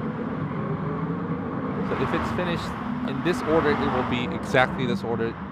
This 5 who will go to the finals. Yep, that'll be 5. Yeah. Lalav and Alex Shari. And McEwen won't. Yeah, they'll be just. He's out of the race. 5 seconds. Oh, and Sasaki overtook Wignes Warren. Oh, really? And Wignes Warren back in 5th. So I think there's a battle going on. Wow, that looks tight. What's happening here? Can we see that? Yeah. I want to see what's happening. Spoon. This we know Miyazono's one. Here we go. And it's now the back straight. Wignes Warren has to maintain his line. He has to take the inside line through the 130. And he also has to stay on the right-hand side of the track for the chicane. Don't open the door. Keep it closed. Oh, yes. And it's a slide from Sasaki. Oh, my God, it's Sasaki. He went wide. Oh, my God, it's an overrun. And it's Miyazono who wins the race. Sugawara and Kawakami 2nd, 3rd. Kato 4th for the final. And it's Wignes Warren who will clinch the final spot for the final. Great to see. And Moreno, Sasaki 7th. Oh, nice. Oh, McEwen. Enjoying his final straight. That's how you drift a Tycoon. Exactly. There you go. But that was well done. You could see Kato really tried at the very last chicane to overtake Wignes Warren, but he was hoping Wignes Warren was going to make a mistake, but he didn't. So he really tried to get around the outside, but he was just going too fast. Exactly. And he couldn't corner. Well, Miyazono, what a champion. Good heavens. So strong, Miyazono, 21 years old, from Japan, 2020 Gran Turismo champion. And he won 3, I think in that same year, he won 3 championships in the 1 year in different countries. That's they have amazing. 6 different regional finals, and I think he won 3 of them. So, I mean, he is one of the best in the world, and he just proved it. And we're waiting for him to show up on screen so that we can talk a little bit. Yeah, I'd love to hear what he thinks of this electric car, because of all the races I've seen Miyazono do, I think he's driven some hybrids, but mainly a gasoline-powered, well, turbo-powered race cars. I don't think they've driven an EV before. I'd love to hear what he thinks of these, because this is the future of racing, as you mentioned. Yeah. And this is the fastest, best handling electric car on the planet. Exactly. So I'd love to hear what he has to say about it. And also, after that, or before that, we also have a chance to talk with Wignes Warren. Oh, that, from looking Malaysia, forward to that. Who will go to the finals as a top Asian Pacific contender. But as expected, I mean, we were expecting a very strong performance from the Japanese contingent. They are very strong, especially the top 3 drivers. Yeah. And they proved us right. they know these tracks and they can adapt to new powertrains. This is the future of racing. Well, it was in Suzuka, so for a little bit of advantage maybe for the Japanese drivers because you know it's a home circuit. And let's see, for the final we use I'm gonna explain later on, but we're gonna use Nürburgring, the Nordschleife, so which is the north course. I love it when you say it in German. Nordschleife. And let's see. And well, so I'm gonna mention later on also the corner names. Oh, How you please pronounce do. it in Yes, German. please do. Yes, our 1-point German conversation class today. Yes. Okay, the interview is ready. We will start with Miyazono from Japan. Congratulations. おめでとうございます。おめでとうございます。ありがとうございます。ね、圧勝でしたね。It was a dominant race. 予選がうまくいったので、そこからあとはもう淡々とレースを進めるだけっていう感じで、はい、順調に、ゴールまで車を運ぶことができたと思います。So it was a good qualifying, so the race was easy. You just had to start from the front and just finish the race. Wonderful. And 宮園選手、これで2トン以上の、電気自動車ですけれども、これで初めて電気自動車のレースでした？ Was this your first race in an electric car? はい。実は去年の、そのポルシェさんのイベントでも、体感でレースさせてもらったことがあって、なので初めてではないんですけど、そうですね。やっぱりちょっとエンジンブレーキが効かない部分とかがあったりして、また電気自動車特有のなんですかね、ちょっと扱いづらいというか、ちょっと特徴的な部分があるんですけど、まあでも低速域のトルクは本当すごいですし、あとは何よりかっこいい車だと思うので、まあこうやって体感で一撃取ることができて本当に嬉しいです。So, what's your expectations for the final? 決勝はもうだいぶ自信あるんじゃないですか？まあ、正直、得意なのがこの鈴鹿の体感の方だったので、はい、まあ、決勝の、ニュールブルクリンクの方はちょっと自信は落ちるんですけど、まあ、でも、まあ、自分が一番速いと思ってますし、まあ、最大のライバルはおそらく菅原選手になると思うんですけど、まあ、彼に負けないようにしっかりと頑張って優勝を目指して走ります。So he thinks he's very good at Suzuka, but he's not as confident on the Nürburgring. But he'll be racing a gasoline-powered car, so I think it'll be okay. I just wanted to ask one more question. 宮園選手、その体感なんですけど、やっぱり重さはかなりこうなんていうのかな、考えてやっぱ走ることになるんですか？ The EV Tycoon is a very heavy car, so I think it's a very difficult car to drive on a racetrack fast. そうですね。やっぱり重たい分、特にブレーキングがシビアになってくるので、そのあたりはより普段よりも注意を払って走るようにはしてるんですけど、まあ、でもその重たいっていう部分を何ですかね、それ以上に加速がものすごいので、はい、重いっていうところも感じたりはするんですけど、加速がすごいっていう部分も一つのいい特徴かなとは思います。That's what the EVs are all about. It's very heavy under braking. If you can feel the weight of the car under braking, but it's also very quick out of the corners. So it's a totally sort of different race experience. But it looks nice car ね。Yes. おめでとうございます。それじゃあまた決勝で、楽しみにしておりますので頑張ってください。Good luck. Good luck. はい。Good luck. ありがとうございます。Thank you. So that was Miyazono, winner of the race, and now we're still waiting for Wigneswaran and to join us to have some words from him. That was a good race. He really battled hard with Sasaki. He was battling hard with Sasaki. Yeah, Sasaki and also with Moreno. So there was a type battle, and he was also once battling with Kato. We have under investigation the race result. Yeah, the stewards are under investigation because maybe the last corner, the last could be entering the chicane. And so I think it's gonna be the results between Wigneswaran and Moreno maybe. If it's I wonder if Sasaki may be involved in that as well, because There are still, there are a couple of incidents of what they might call racing incidents. A bit of touching going into the spoon I saw, and also that final corner, the final chicane. Yeah. A lot happened there. So I think the race stewards have a lot to check. Exactly. So only 4 drivers from one region will go to the final. So Sasaki will anyway not have a chance to go to the finals. No. But then it becomes the problem of Weakness, Waran, and Moreno, I think. Yes. So which one will be the one and the right one to go to the final? Yeah, I don't know. I must have missed something because Weakness Warren was maintaining his line going into the chicane. Kato was trying to go around the outside, and then Moreno was right behind Weakness Warren. Sasaki went off. Exactly. Understeered and went off.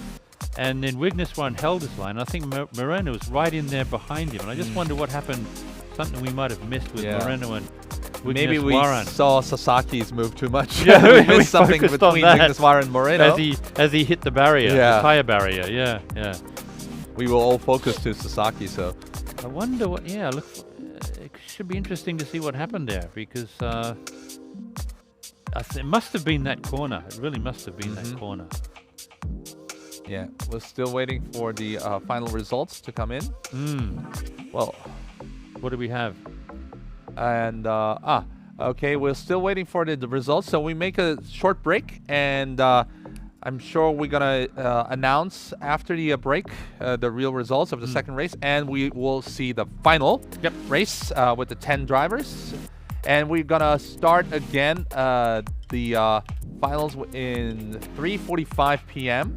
Japan time. So that's about 12 minutes from now. So give us a break, and we will see the results after this break. So see you soon. Okay, I wonder what happened.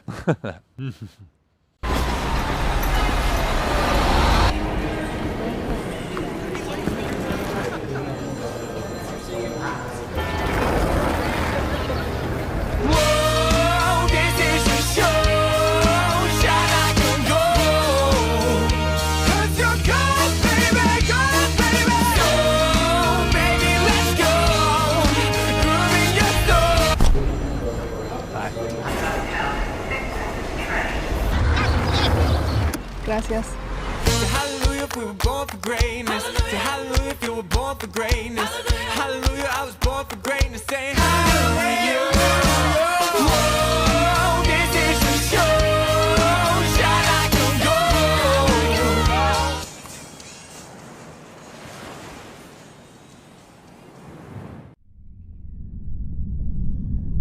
There is no beginning. There is no end. Time is an ever-flowing stream of consciousness. Moments are only frozen pictures within the movement.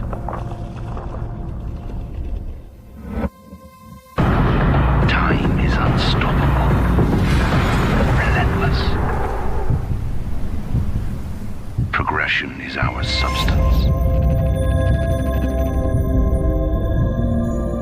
Eternity lies in every second. All that exists is now.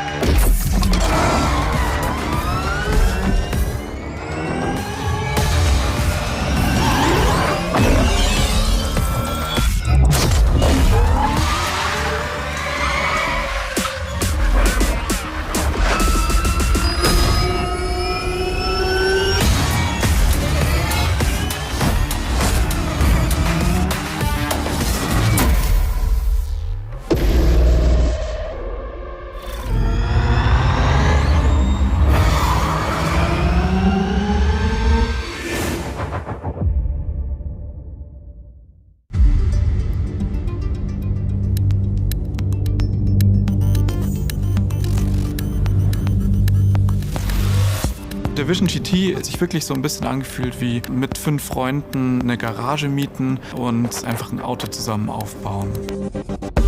Inspiration holt man sich überall. Einmal ist es meine Keramik, die ich nebenher mache. Ich habe schon immer gern Objekte geformt und jetzt habe ich das in einem Job ideal für mich integriert. Bei der Keramik fasziniert mich vor allem, dass ich mit meinen Händen aus so einem Material in so kurzer Zeit was herstellen kann. Die Fotografie war immer ein Teil von meinem Leben. Schon von klein auf habe ich angefangen, mit den alten Filmkameras zu fotografieren. Visualisierungsspezialist kann man sich als virtuelle Fotografie vorstellen. Die Form von dem Auto kommuniziert zu einem und ich interpretiere dann diese Form durch Licht. Der persönliche Stempel, den ich den Arbeiten aufdrücken kann, ist die Perspektiven, die Komposition, die Bildsprache. Ich glaube, als Designer muss man sehr viel visuell kommunizieren und Zeichnen ist meine Muttersprache. Ich habe angefangen, seit ich 10 war. Es inspiriert, wenn man manchmal nicht über Autos nachdenkt, aber andere Objekte oder Menschen zeichnet. Das bringt natürlich auch große Vorteile für meinen täglichen Job als Interiordesigner bei Porsche. Ganz wichtig war natürlich, dass wir ein engagiertes Team zusammenstellen. Und wir sind auch der Meinung, man muss ganz unterschiedliche Typen zusammenbringen mit verschiedenen Backgrounds und verschiedenen Mindsets. Leute, die auch einen Bezug zum Gaming und Motorsport haben. Es ist ein Zweisitzer. Wir wollen als Porsche ein sehr kompaktes, leichtes, sportliches Auto darstellen. Wir wollten ein Fahrzeug, das eben tatsächlich auch jeder Spieler ernst nehmen kann und bei dem man sich wohlfühlt. Das Besondere am Vision GT war, dass wir uns konstant mit dem Thema beschäftigen, wo geht eigentlich der Sportwagen der Zukunft hin. Klein, leicht und effizient sind Werte, die wir heute mehr brauchen als jemals zuvor. Wenn man sich das Fahrzeug anschaut, dann haben wir versucht, die sehr klassischen, runden Porsche-Volumen mit neuester digitaler Technik so straff wie möglich zu gestalten und dann eben ganz radikal Aero-Themen davon wegzuschneiden. Also ich kann es natürlich kaum erwarten, den im Spiel zu fahren. So diese ideale Vorstellung von einem Sportwagen, sehr zukunftsweisend, zeigt, was denn möglich ist. Ich glaube generell, dass die Fahrzeuge nachhaltiger und intelligenter werden. Aber das bedeutet nicht, dass die emotionalen Faktoren wie zum Beispiel sportlich fahren oder dynamisches Design nicht weiter interpretiert werden kann. Das Vision GT-Konzept zeigt genau diese nachhaltig und intelligente Zukunft mit einem sehr sportlich und dynamisches Design.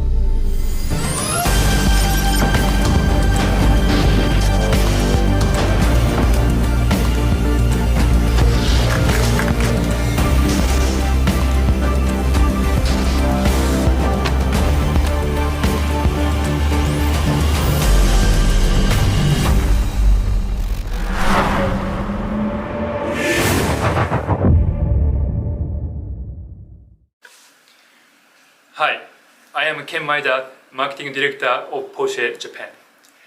Welcome to the Porsche Gran Turismo Cup Asia Pacific Final 2021, live from Tokyo, Shibuya.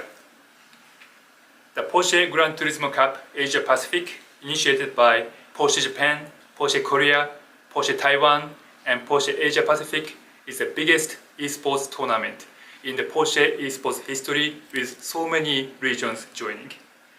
Over the past 4 months, we had more than 2,000 participants from 11 different regions racing over 5 qualification rounds.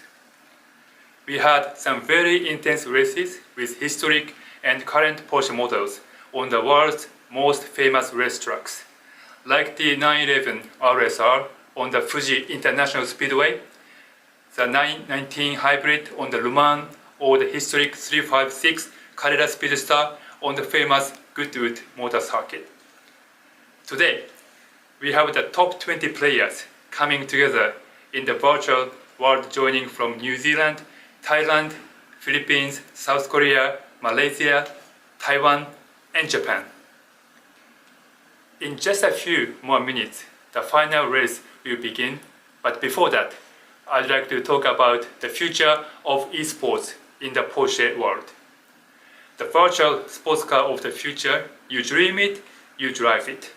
The Porsche Vision Gran Turismo is the first Porsche car developed purely for the digital world and will only be able to be driven by gamers. climb into the virtual sport car of the future in Gran Turismo 7, coming 4th March 2022. Best of luck and also a happy Christmas season and stay safe. Thank you.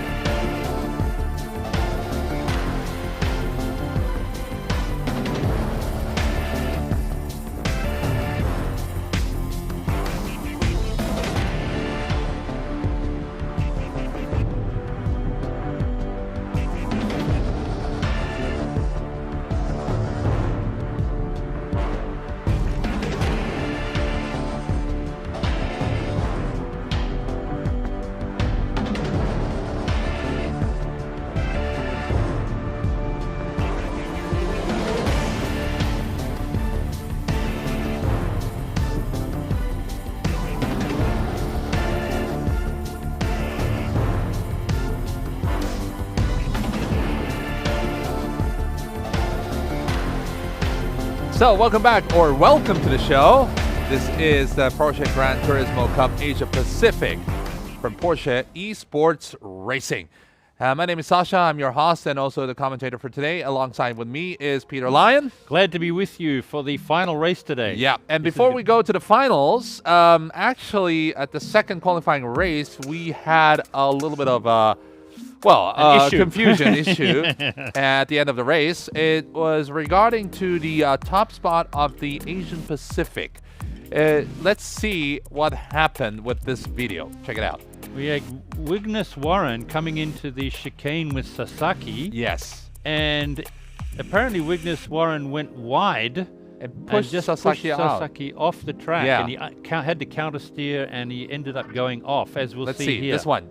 So we're now approaching the 130R. And then heading into the chicane. Now Wignes Warren goes right. Yes. Sasaki goes left, and then Wignes Warren pulls out, knocks Sasaki off. He has to counter steer. He goes off, and Wignes Warren. So Wignes Warren actually, unfortunately, has been ruled as a foul. He pushed. Yes. So he pushed Wignes Warren pushed Sasaki off the track, so he's been disqualified. Yeah. Yes, and he got a penalty, and for that, Moreno moves up, and will be the final fifth driver to move on to the final race, which will be in a few minutes. So the bottom line is, drivers, race fairly. Exactly. Maintain your line. Yep. In real life. Yes. You need to respect the rules. Okay.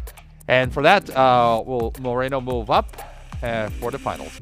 So, for the finals, now we are checking what kind of a car we're going to drive. It's going to be the 911 Gt3 Rs 16. Yes, from 2016. This is the 911 that sits at the top of the 911 hierarchy. It's a rear-wheel drive, road-going race car. Yes. It has 500 horsepower, 4-liter naturally aspirated engine, flat 6, 500 horsepower, spins up to 8,800 revs, 460 newton meters of torque, 0 to 100 kilometers an hour in 3 seconds, standing quarter in 11 flat. Wow. Top speed of 310. I mean, Amazing. this is the absolute peak of what Porsche can do in terms of a road-going car. It has Michelin Pilot Sport Cup 2 tires, so it has huge grip. It's got titanium connecting rods, a crankshaft made of high-purity steel that they only use in Formula One. Yes. So, I mean, this car has so much race technology in it. Plus, it is very quick and handles brilliantly. I mean, it's perfect. As you go into the corners, you can just feel every bump in the road. And that's what it means when you're driving on a track like Nürburgring. You need to feel everything going into the corners. I see. So we're going to use a beast.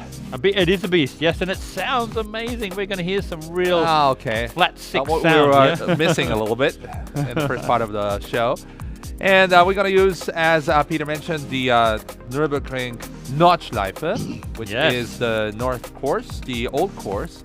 So you know this track really good. Yes, I drove there in 2010. Yes. This is the greatest track on the planet. It's 20 kilometers long, 154 corners. Yes. Some of the corners, of course, we all know so well: the Carousel, the Flugplatz, Arenberg, Bergwerk, and of course the Dottinger Höhe. Dottinger Höhe, which is the main straight where a lot of the passing, overtaking will be done today.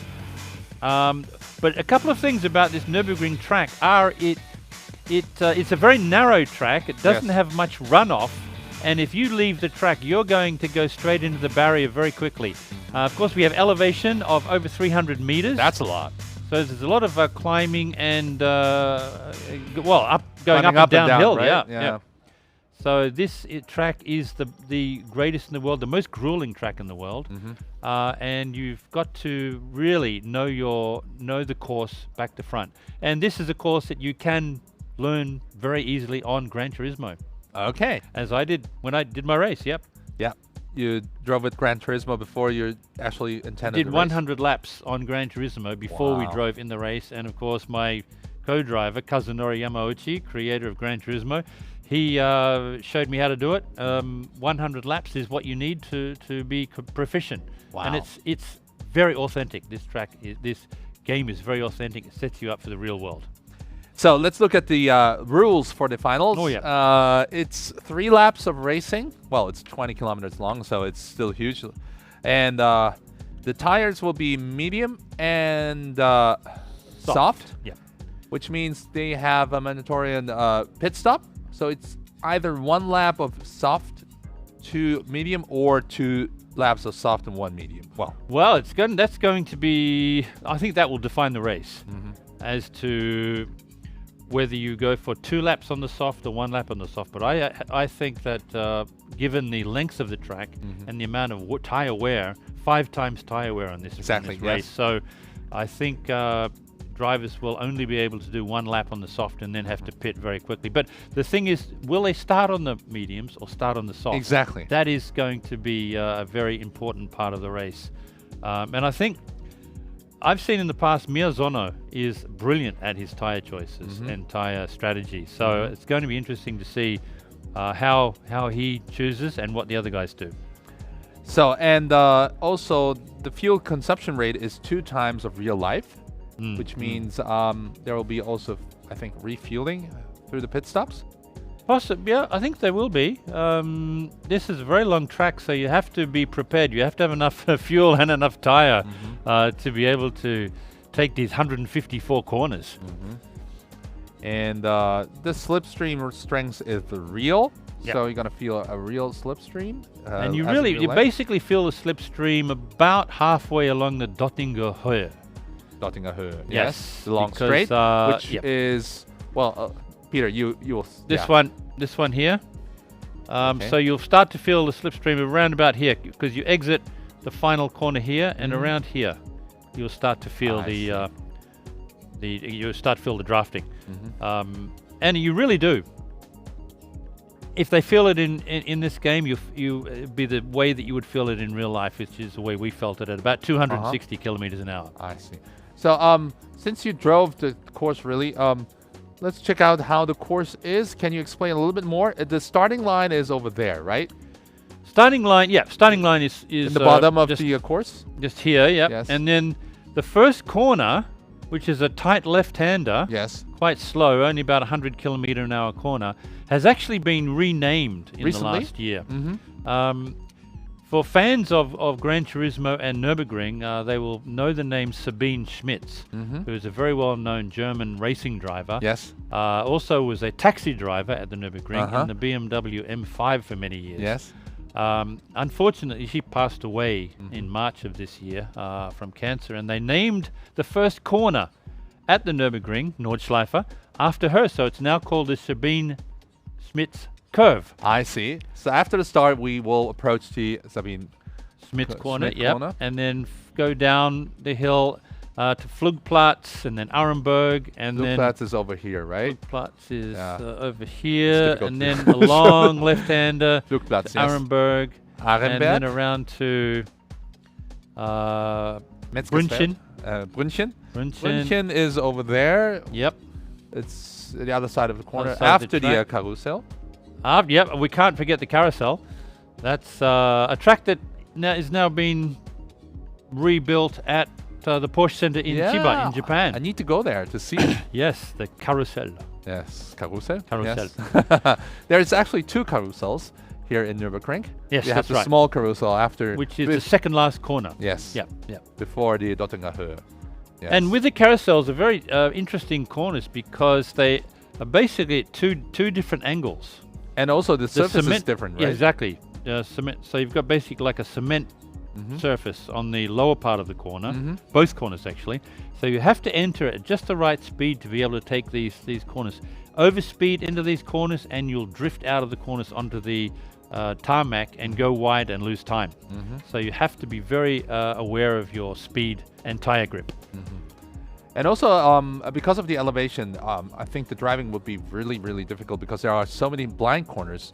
Well, I drove it with, of course, not in real life, but with so many times with Gran Turismo, it's so difficult to just finish a lap without any big mistakes. It is, yeah, exactly. But, about a third, basically, just from recollection, maybe a third of the corners are blind. So that's so difficult. You have to have a mental map in your mind of the track. I see. So because you're going over a corner at about 180, 200, you have to know where the apex is on the outside of that corner, so you can catch it. And even if you don't see it, right? Even if you don't see, you won't see it. And then so you're doing it at 200, see the apex, turn, and there's a lot of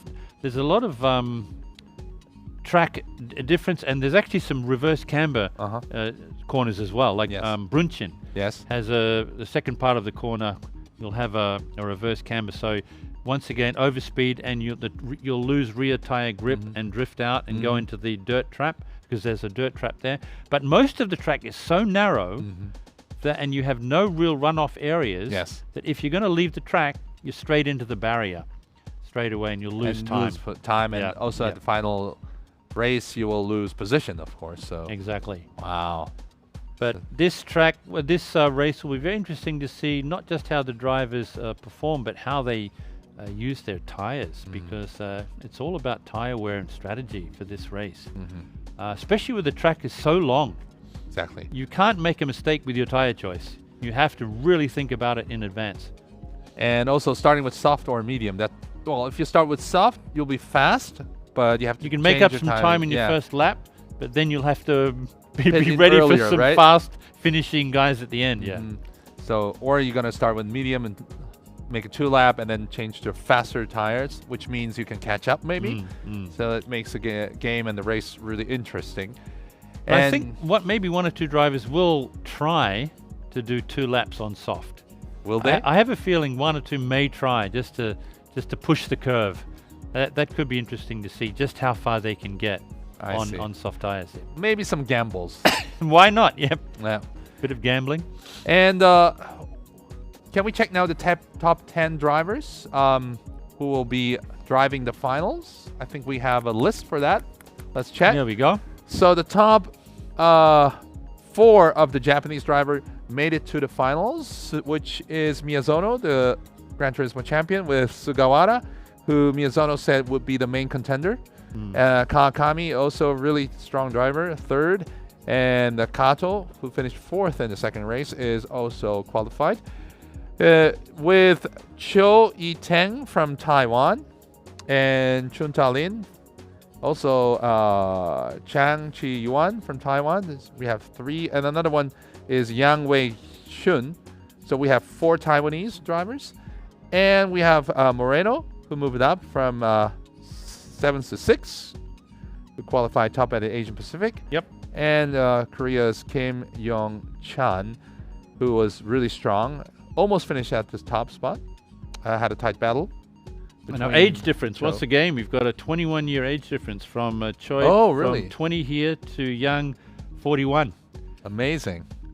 That's like, yeah, father and son. Father and son almost. Yeah, why not? That's how it should be. Yeah. 2 different generations. Because, I mean, when you think about it, Gran Turismo is a quarter of a century old now. So some kids, like for example, Miyazono, 21 years old. He's been playing it since he was 4. Since it came out, right? Since it basically came out. So, he knows his stuff. And most of these drivers have been playing for more than 15 years. Yeah. So they all have great experience. Yeah, even for Young, he's 41 years old, but 25 years ago, he was just 16. So that's when right. He came out, Young was young. Young was young, exactly. He was young, but he was still fast. And it was a decent year to start playing a new game. So. Yep. And of course, we have the new GT7 coming out very soon. So that's something that everyone will be looking forward to. Pre-order it. I will do it when I get home today. You can simply order it with your PlayStation, or just click the button and you'll have it when the time came out. When it comes out on time. Yeah. Well, so we have another 2 minutes, I think, to start to the qualify. For this race, we're going to see the qualify, which will be 3 laps of time, mostly. So it will be it will be a time race, actually. So the best time of each driver in the qualifying time will be the pole position. Okay. And after that, we're going to see a race of 3 laps. So let's maybe just have a mention the car again, because the car they'll be racing is one of Porsche's greatest cars ever, the 911 Gt3 Rs 991. Yes. As I said, you've got the 4-liter naturally aspirated flat 6, 500 horsepower at 8,800 revs, 7-speed PDK dual clutch gearbox.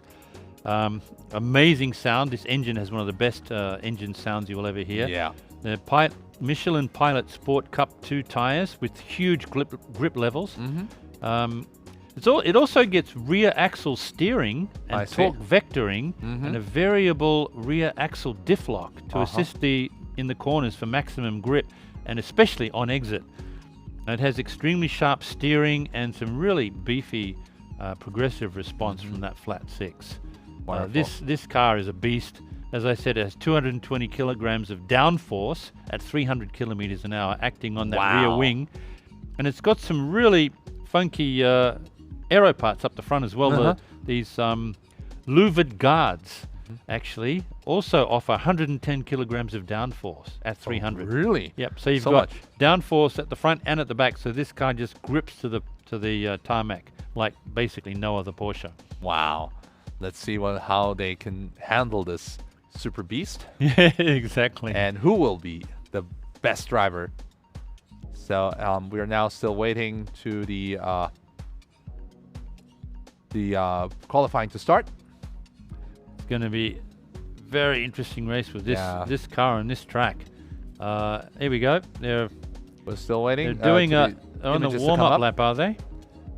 Yeah, the warm-up is going to end in 1 minute and 20 tires. seconds. They're Michelin Sport Cup 2 tires.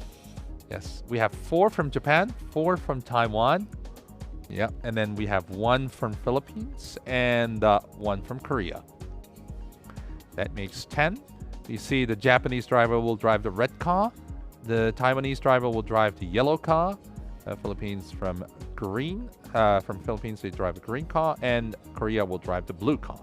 Okay. So you will see easily with the color of the car which driver they are, from which reason they are from. Green from Philippines, blue from Korea. Okay. Exactly.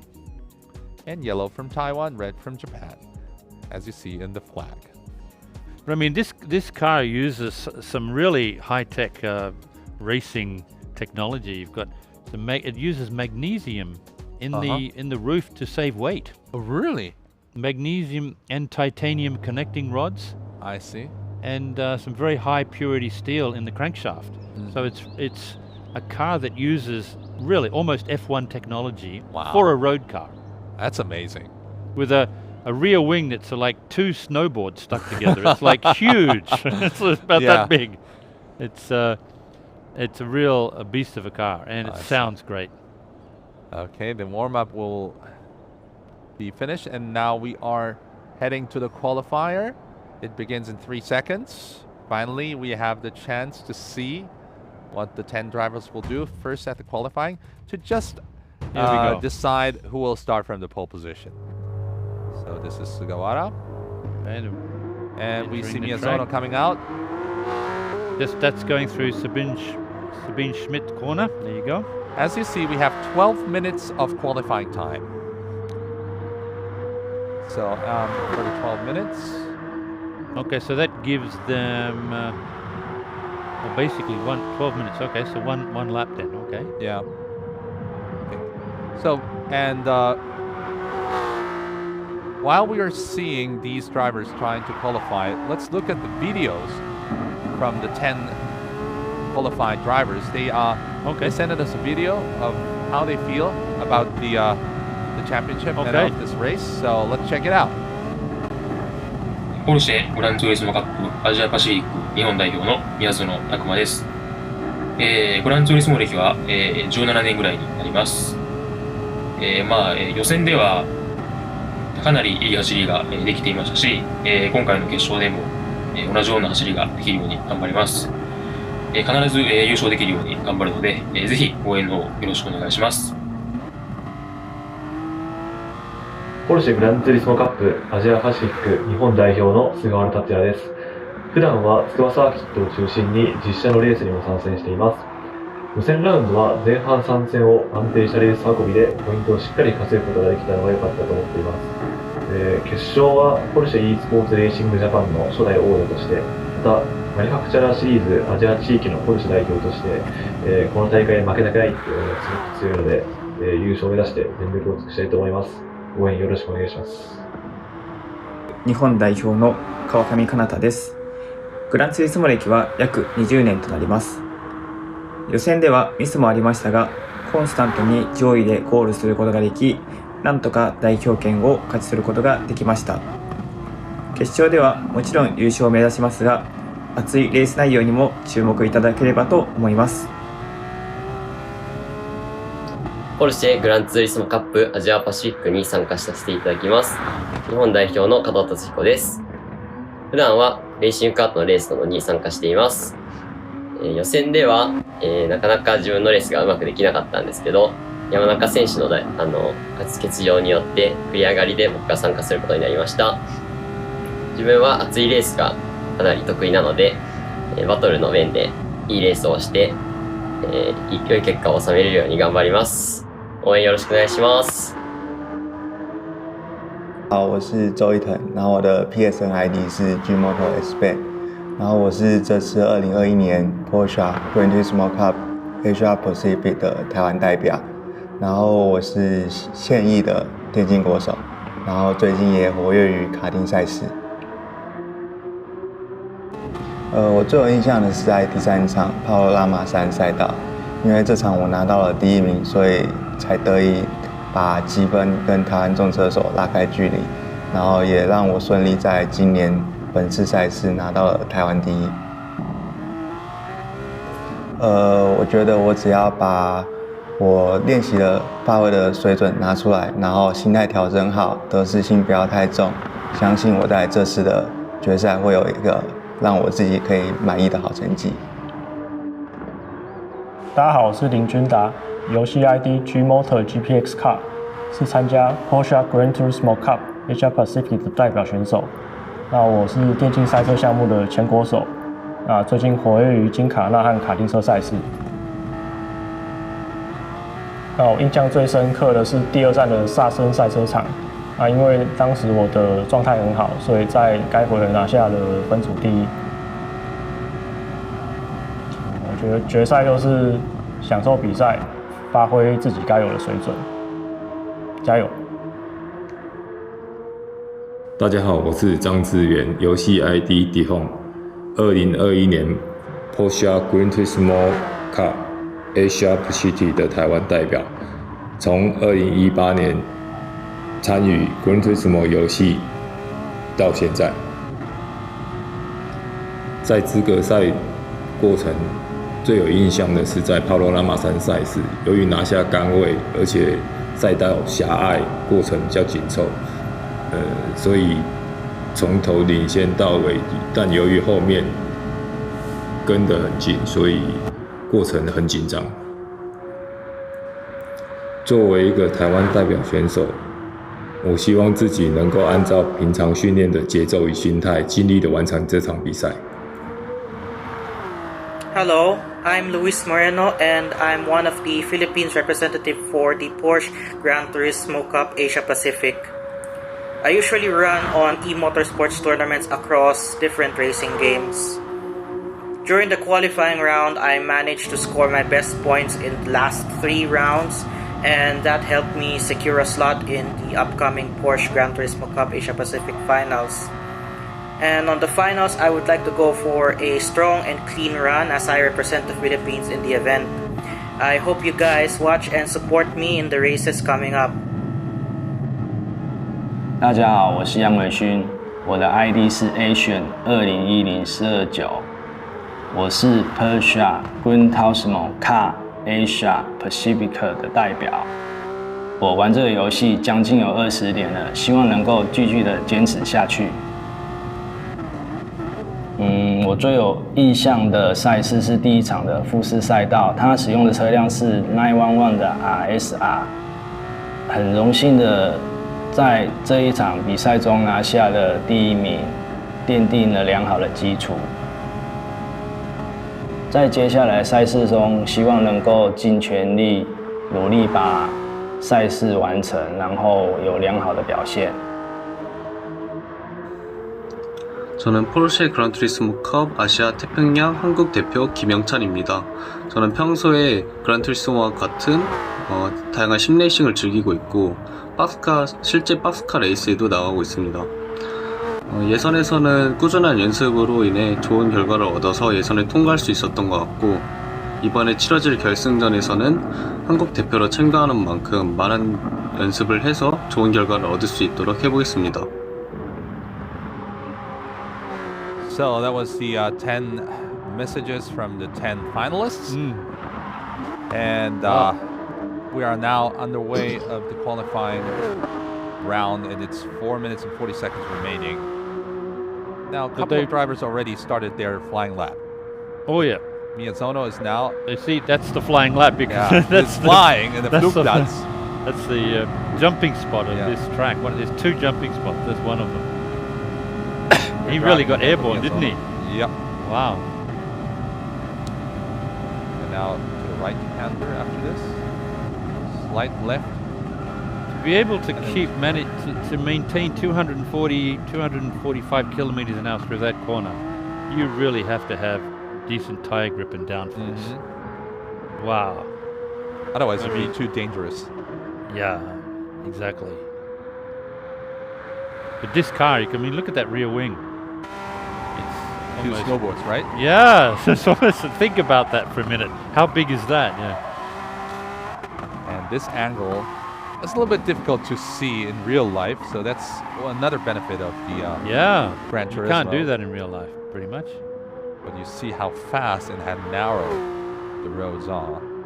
It just shows you, watching these guys going through the corners, how pinpoint accurate you have to be, because the track is so narrow and it is such a fast track. I mean, a lot of these corners are 150 kilometer an hour plus corners. You're really going through. So you've got to have a huge tire grip and substantial downforce so that the rear of the car sticks to the road as well. This is one of the lowest speed corners on the track, down to about 100 kilometers an hour. I think it's the second slowest corner on the track.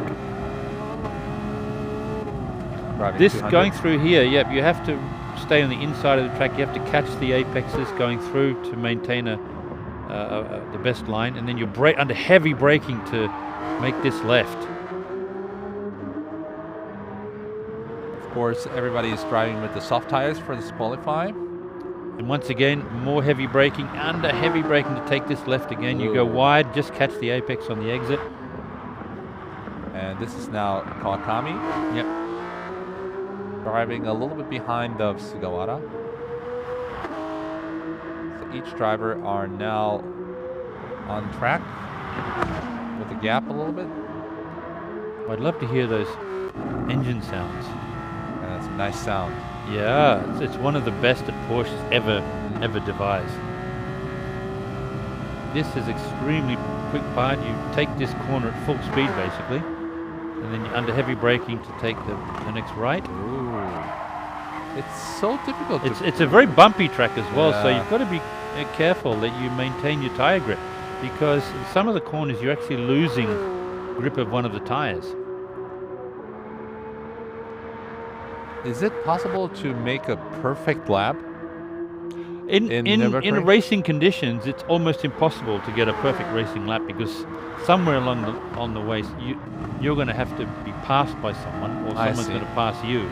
So to maintain full speed for a full lap is actually quite difficult in race conditions. But in qualifying, it is possible to get a perfect fast lap, which is what they're aiming for. Because in the qualifying lap will be faster, as you see in Formula 1, for example. Yes. Is faster in your qualifying than in normal race laps.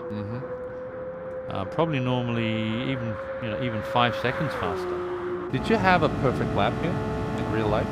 In real life, I think I got one. Really? Because there were so many. Feeling? It was great, great, because it was on that lap that I managed to pass a Mercedes-Benz, who was. We were at the top of our game, but when I say top of our game, we were at the top speed down the Duttinger Höhe.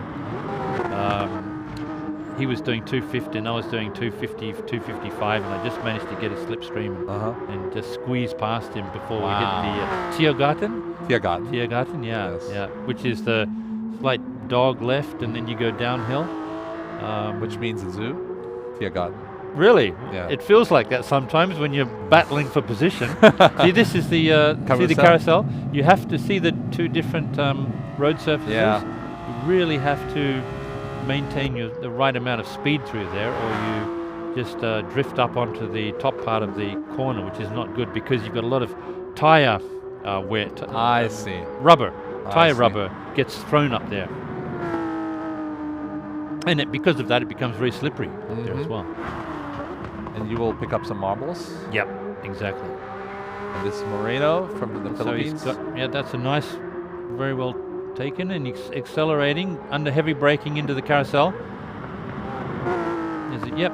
And the back will help a little bit of turning, right? It does. Yeah, it does. Once, I think, around about 80 kilometers an hour, I think, is about the max you can do through there. 80, 85. Any speed over 85 and you'll be moving out of the carousel onto the top part of the track, yeah.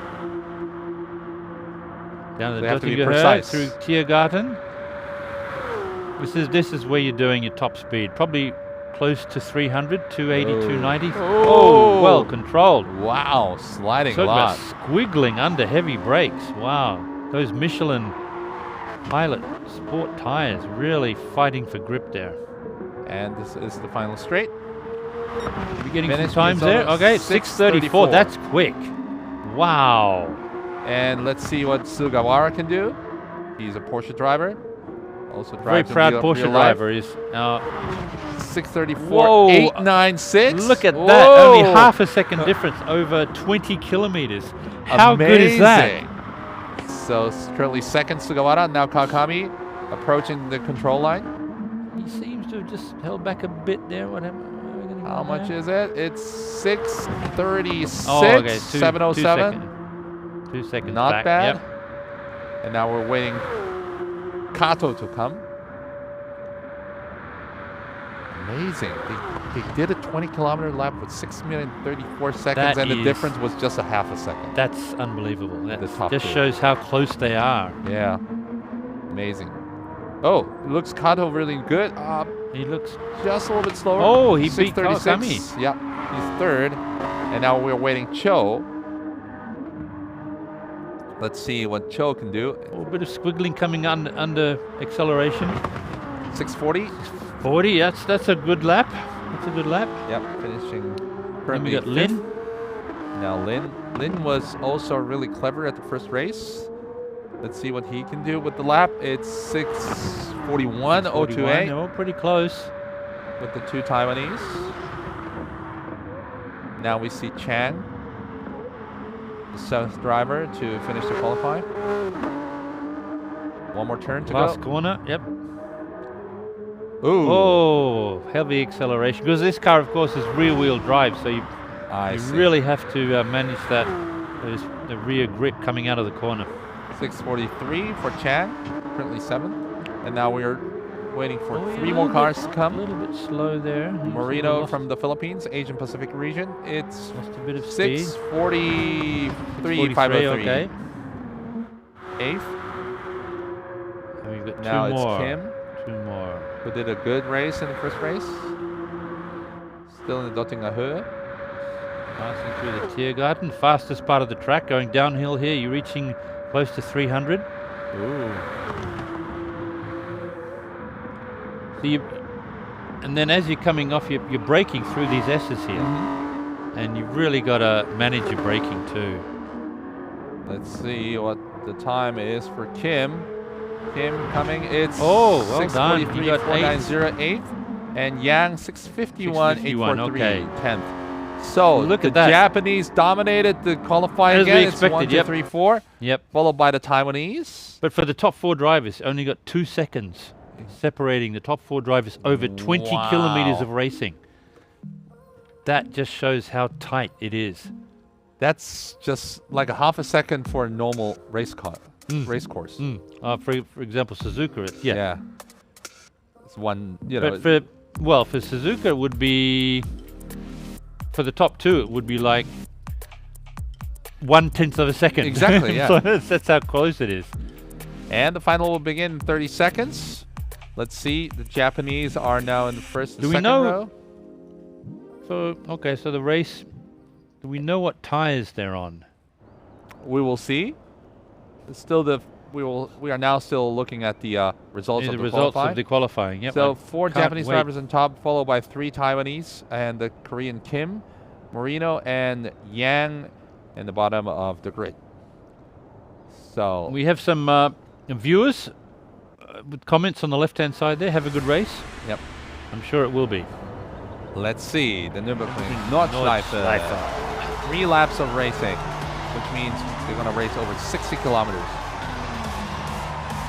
And now it's the Brit. Oops. It's Miyazono starting from the pole position. He was strong in the qualify too. Sugawara aiming for a win from second behind Grid 2. him. Yep. Grid 3 is Kato. 2 seconds behind him. And then Kawakami. 4th. 2.5 seconds. So after the Japanese comes the Taiwanese, Cho. Followed by Lin, also from Taiwan. Just 1 second separating them. Yep. And Chan from 7th. 2 seconds there. And from 8th is Kim, the only one from Korea. And then we have Marino, the one from the Philippines, from the Asian Pacific region. And Yang from Taiwan finishes 651. Great. Yes. And it's time for racing. Okay. Let's see. The tires has been separated with soft and medium. There we go. Miyazono's gone for soft. And Sugawara also for soft, but Kato Kawakami with medium. That's going to be good to see this combination exactly. of guys. How far can Miyazono get ahead? Yes. How far can Sugawara and 5 lights. Miyazono get ahead? And lights out and then start. We're racing. We're go for the final race of 3 laps of Nürburgring. Sabine Schmidt corner. First 4 Japanese drivers secured the way to...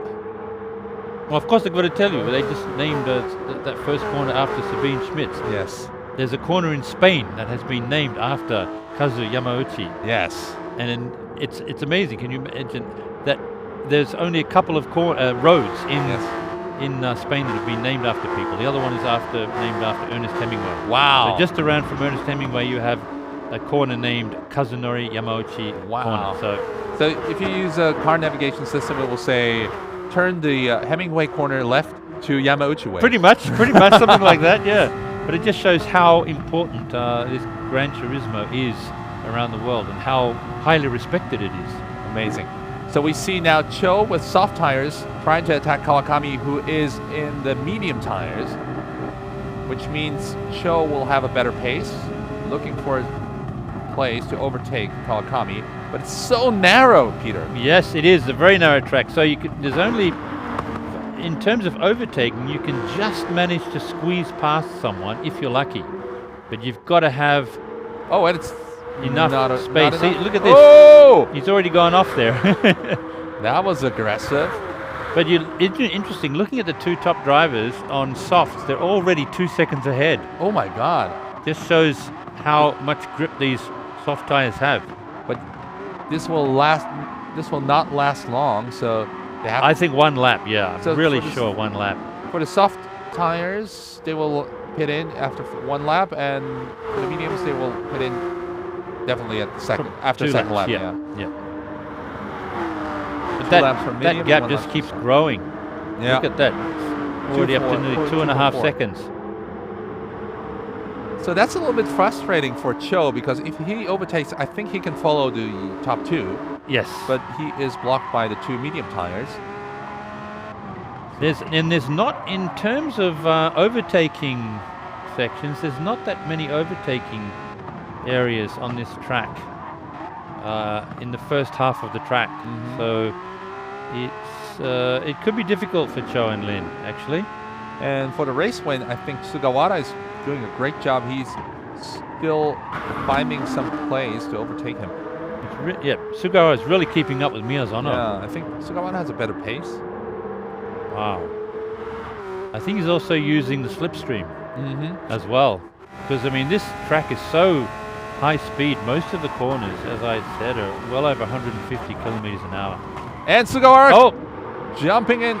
Not enough. Oh, a little bit wide from Miyazono. I think he just touched Miyazono there.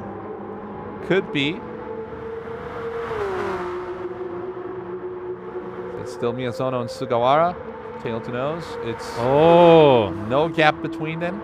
See, Sugawara is trying to find a way past, but it's pretty difficult. If Miyazono holds his line at that speed, it's very difficult for Sugawara to get past. Because there are so many corners after corners. 155 was that? Oh, it's Cho now. Yep. Catching Kawakami, and Cho moves up to 4th. Great move by Cho with the soft tires. Kawakami with medium. Great. Well done. And now Cho needs to pass. And Miyazono and Sugawara are now side by side. And it's warning for Sugawara. I think there was a touch, maybe? Yeah, he's tapping him, I think. He's just giving him little love taps there. Excuse me, I want to get by. Knock, knock. Exactly. Can I have a lane to just pass you? Yeah. I think Miyazono is saying a polite no.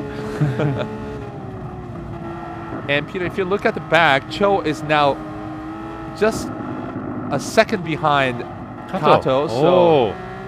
Which means he has now the advantage of softer tires. Yep. He's gaining, yep. Well, you expect it on the soft. If you didn't, there'd be a problem. Yep. He'll be under 1 second very soon. I think Cho may get past Kato, actually. Let's see if he can do that in the Dottinger Höhe, or maybe before Chance that. But even if Cho does get past, it really does come down to how much time can he open up over Kato when they change tires, because then Kato will be quick when he gets on the softs. Currently Miyazono leading a race with This is Sugawara. look at this is another jumping spot time. here. See the Yo. tires? To see the tires leave the road Yeah. there? Yeah. Just saw it from Sugawara's car.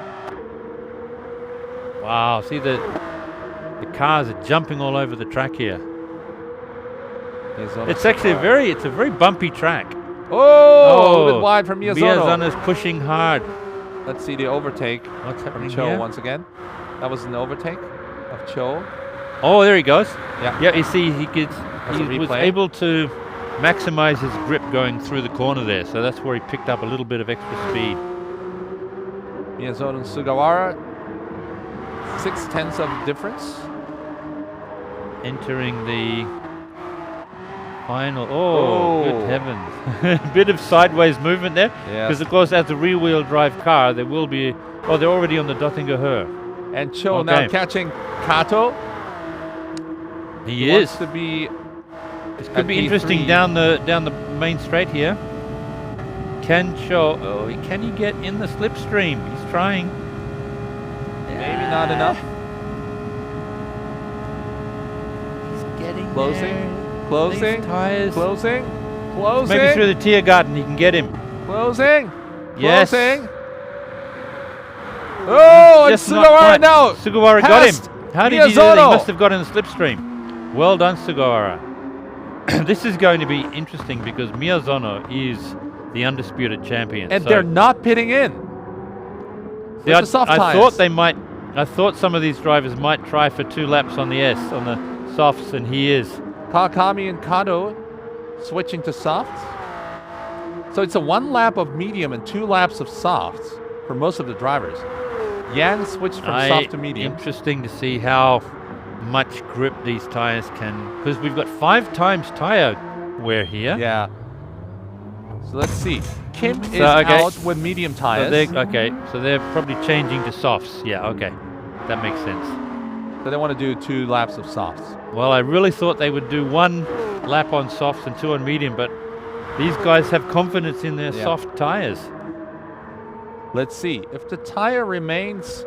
Whoa! Jumping. Jumping spot there. There you go with the Flugplatz. If the tire remains... if the tire grip remains, I think the guys with 2 laps with the soft will have a big advantage. But yeah, if the tire will not remain, then Kim, who's driving 2 laps from medium, will have a big chance to win the race. Well, see, that's interesting. I just wonder how much tire degradation you're going to get on the softs. Will there be enough to have warranted staying on the softs? Because the medium will maintain its grip longer. The softs, I'm really sure the softs will start to wear down about halfway through this lap. Well, they're already starting to squirm all over the track now. So you're going to lose your braking as well. You're going to lose cornering, speed, and braking grip. What's happening? Sugawara and Miyazono under it. All over each other. Look so at this. Maybe at the Miyazono overtaking. is trying to find a way through. Sugawara is going to have to come to this race with his best game. He is pushing hard. Miyazono is just going to stay with him, and he's just going to say, all I need is a little mistake from you, Sugawara, and I'm going to be right there. So Miyazono currently second. This is a tough part of the track because you're bouncing, the car's bouncing all over the place. See the correction? Wow. Look at that. Heavy braking under here. This is one of the slowest parts of the track. Sugawara Miyazono. 6 seconds behind is Cho. Currently third. So you see the number beside of the tire.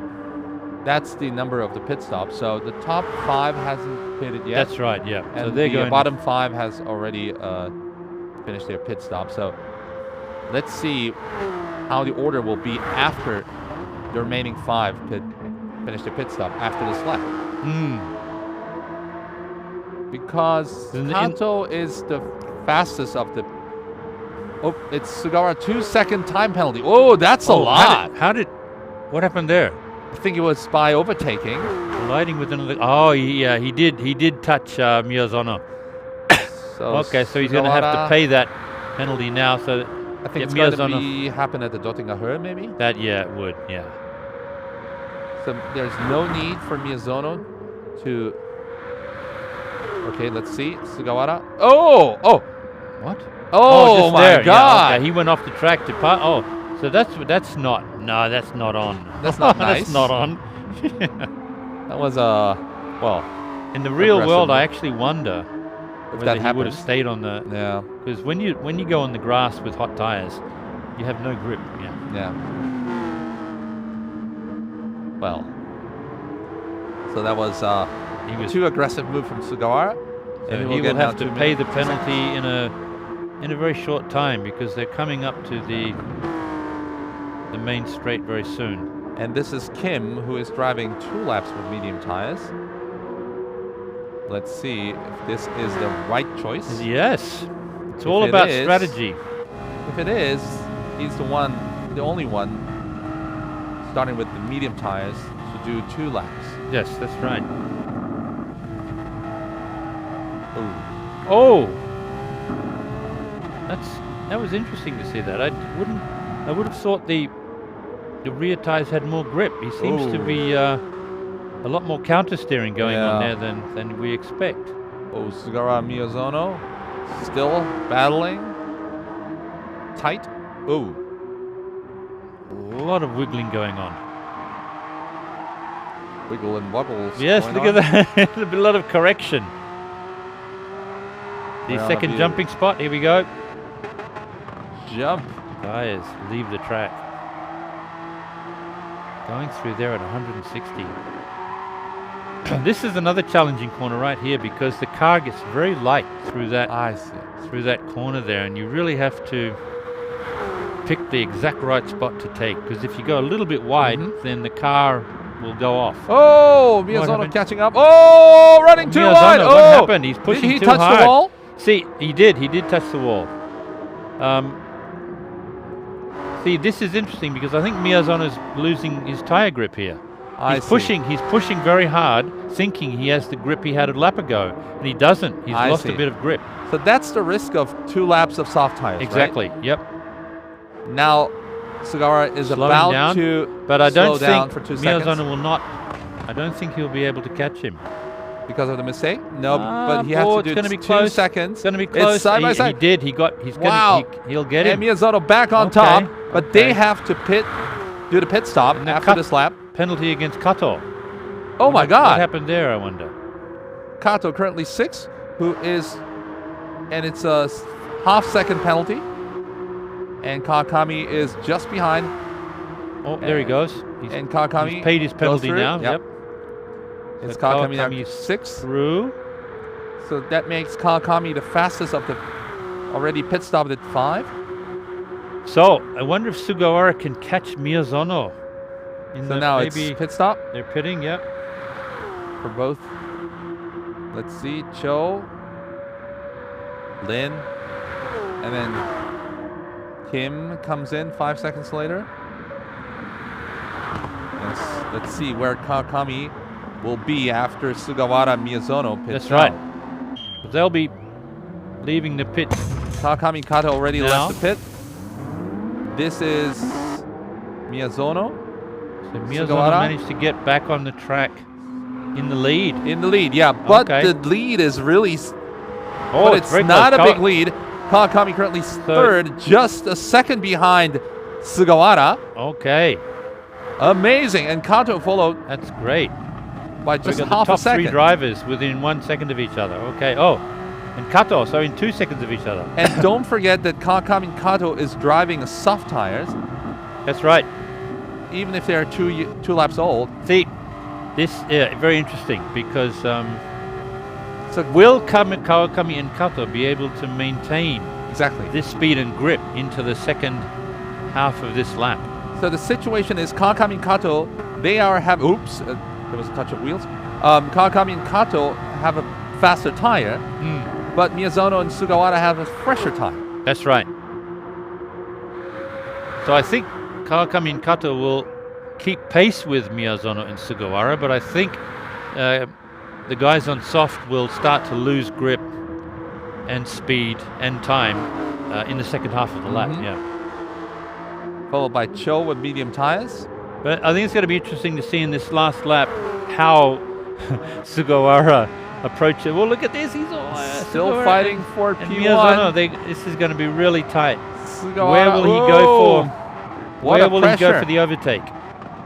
One mistake and it will be easily overtake. There's going to be easily an overtake situation with the mistake. But still, Miyazono is doing a wonderful lap. That's the final lap of the 3 laps of Nürburgring. But yes, he has one of the best drivers in the tournament behind him. I mean, these are some of the 2 best drivers in the world right now. Miyazono and Sugawara, followed by Kawakami and Kato with soft tires. Sugawara is just waiting for some kind of mild mistake. He looks fast. Can Miyazono hold on? I think if it comes to straight, it would be difficult for Miyazono to hold Sugawara because Sugawara is much faster in corners. He does look faster, yeah. Ooh.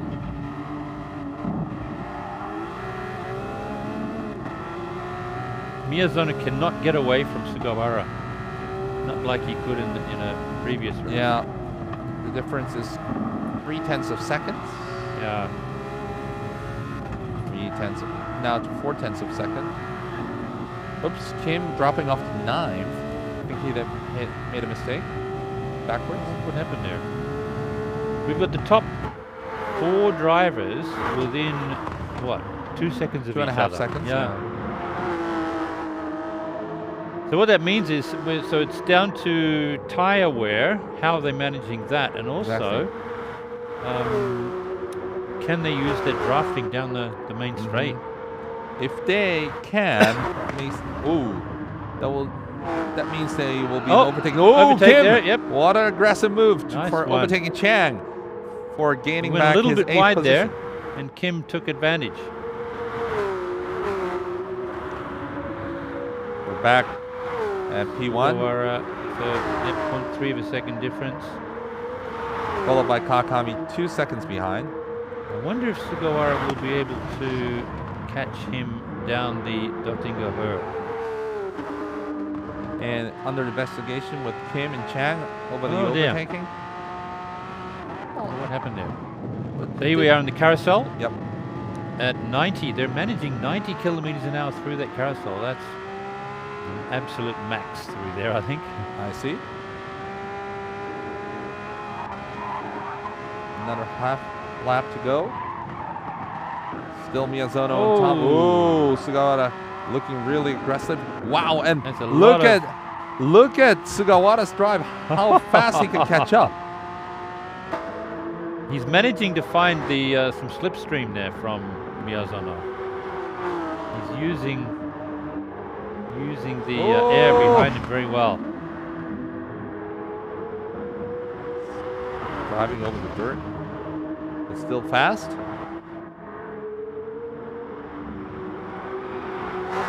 So we're just in the final sector of the course before they pass onto the final corner and then onto the main straight.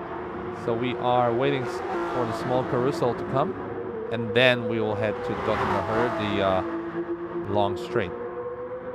Miyazono, this is going to be interesting to see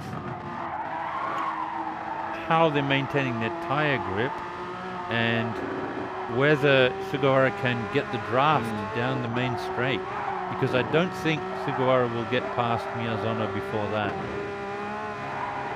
I mean, as long as Miyazono maintains his line through here, heavy braking now to enter this left-hander and then the mini carousel coming up.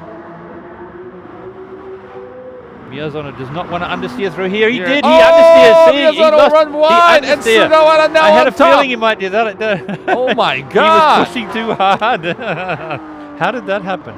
And now Sugawara back on top. Now let's see what they can do on Dottingerhöhe, the long straight. Miyazono will definitely get the slipstream. He's going to try.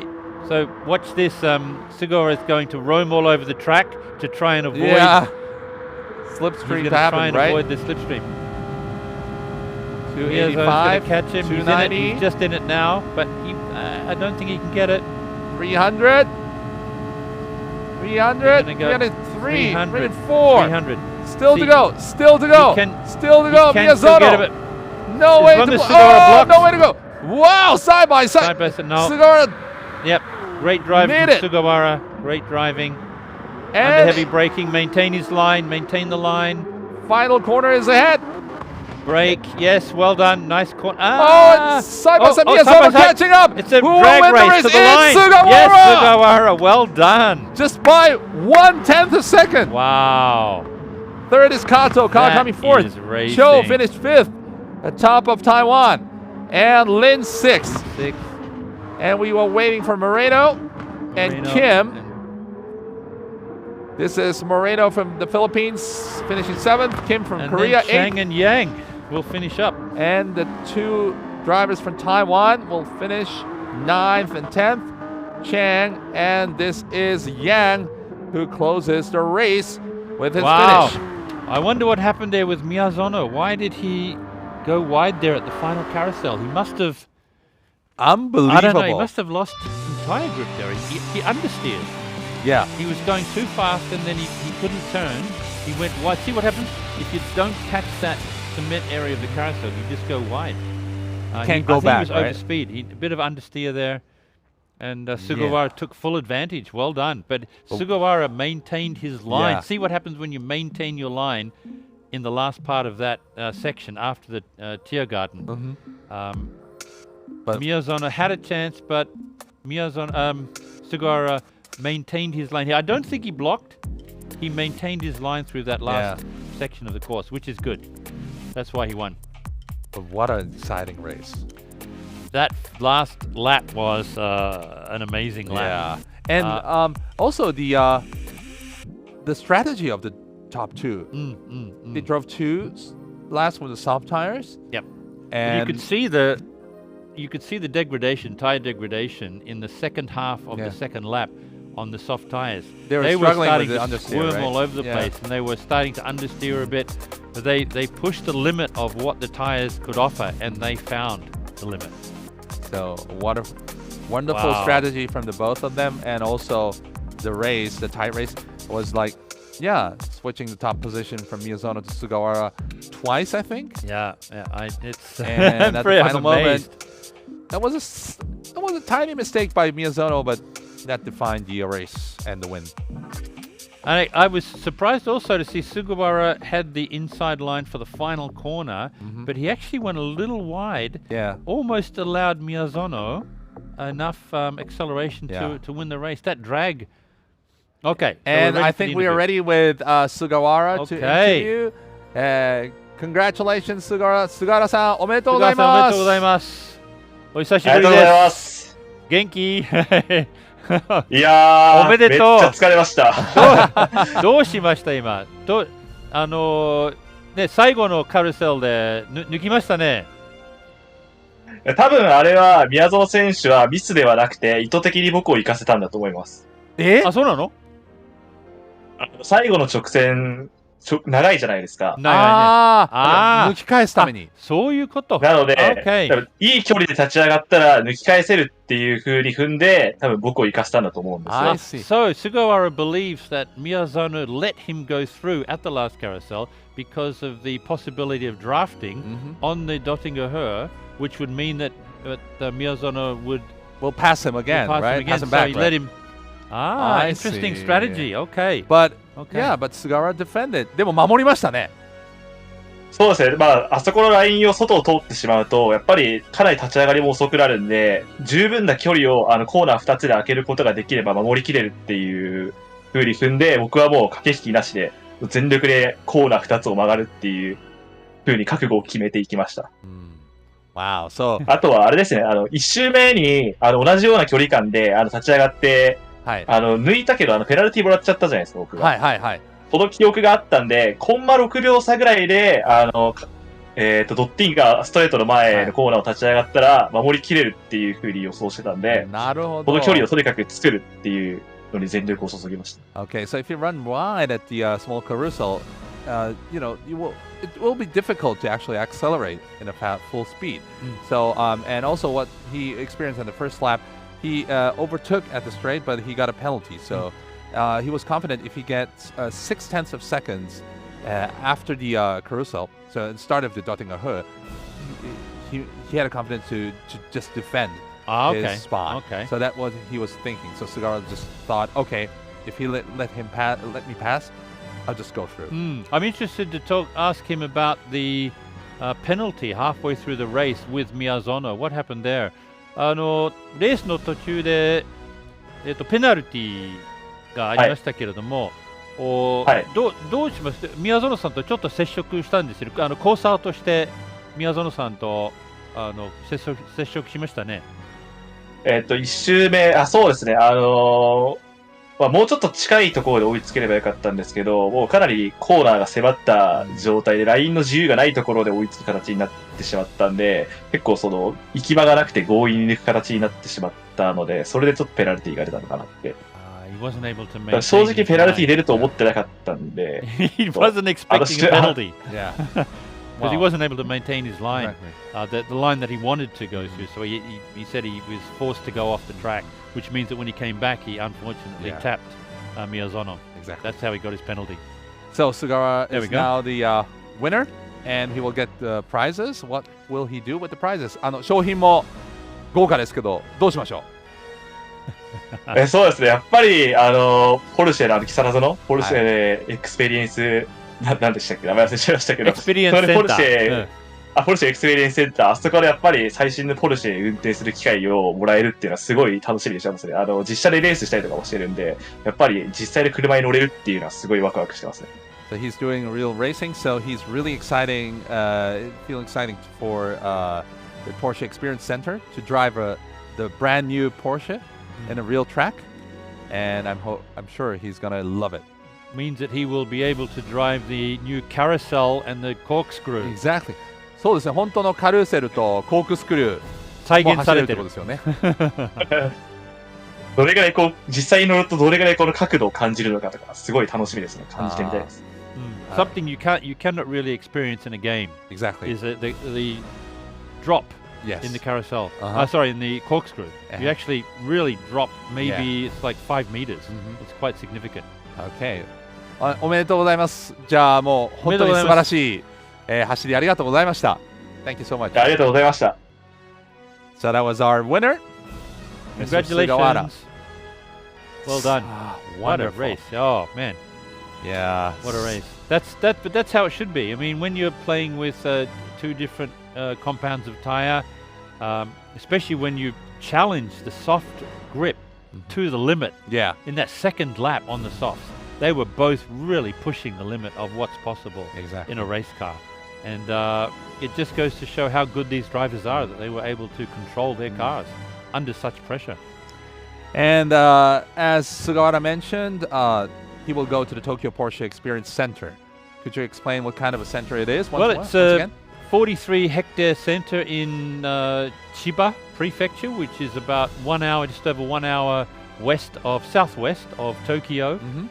It has its main track is 2.1 kilometers long. Yes. We don't have a map of the track, do we? We only have here we have the carousel. Yeah. So as you see, it has a remake of the carousel from the Nürburgring, and they've also reenacted the corkscrew from the Laguna Seca track in California, just near San Francisco.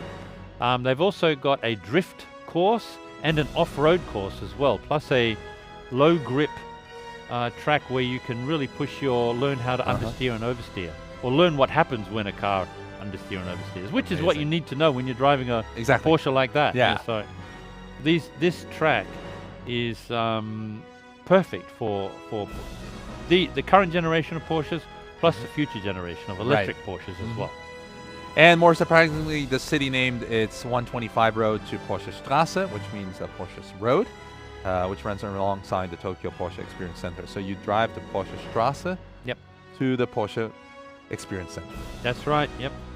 And congratulations for that. And also, you'll be getting a dinner and a stay at the Andaz Tokyo Hotel. I exactly believe. For 2 people. Yep. And nice. all the trip trimmings. to Tokyo is paid. Yeah. Congratulations. Well, congratulations, Sugata-san, for a wonderful drive. So we had 2 qualifying races, and the final race was in the Nürburgring. Peter, how was the races? How was the races today? I mean, well, it's basically it what I expected to see, but I was, as you would expect from world champion racing drivers, like for example Miyazono and Sugawara, they really knew the limit of their tires, which is what it's all about. And seeing them driving those 2 laps on soft and losing the grip halfway through the second lap, but being able to use their skill and experience to manage the loss of grip and still win and still finish like that on medium tires. That is what the racing is what racing's all about. And for some nice maneuvers and overtaking, even the Lion had a roar. Yeah. Way to go. But congratulations, Sugawara, and unfortunately, Miyazono, you just missed out. But it was a wonderful race. Yeah. Great race. So thank you so much, Peter. Yep. For your time, and thank you so much for watching. And that concludes the Porsche Gran Turismo Cup Asia Pacific, and I hope to see you really soon. My name is Sasha, and thank you for watching until the end. See you soon. Cheers. Bye-bye. Have a good one. Bye-bye.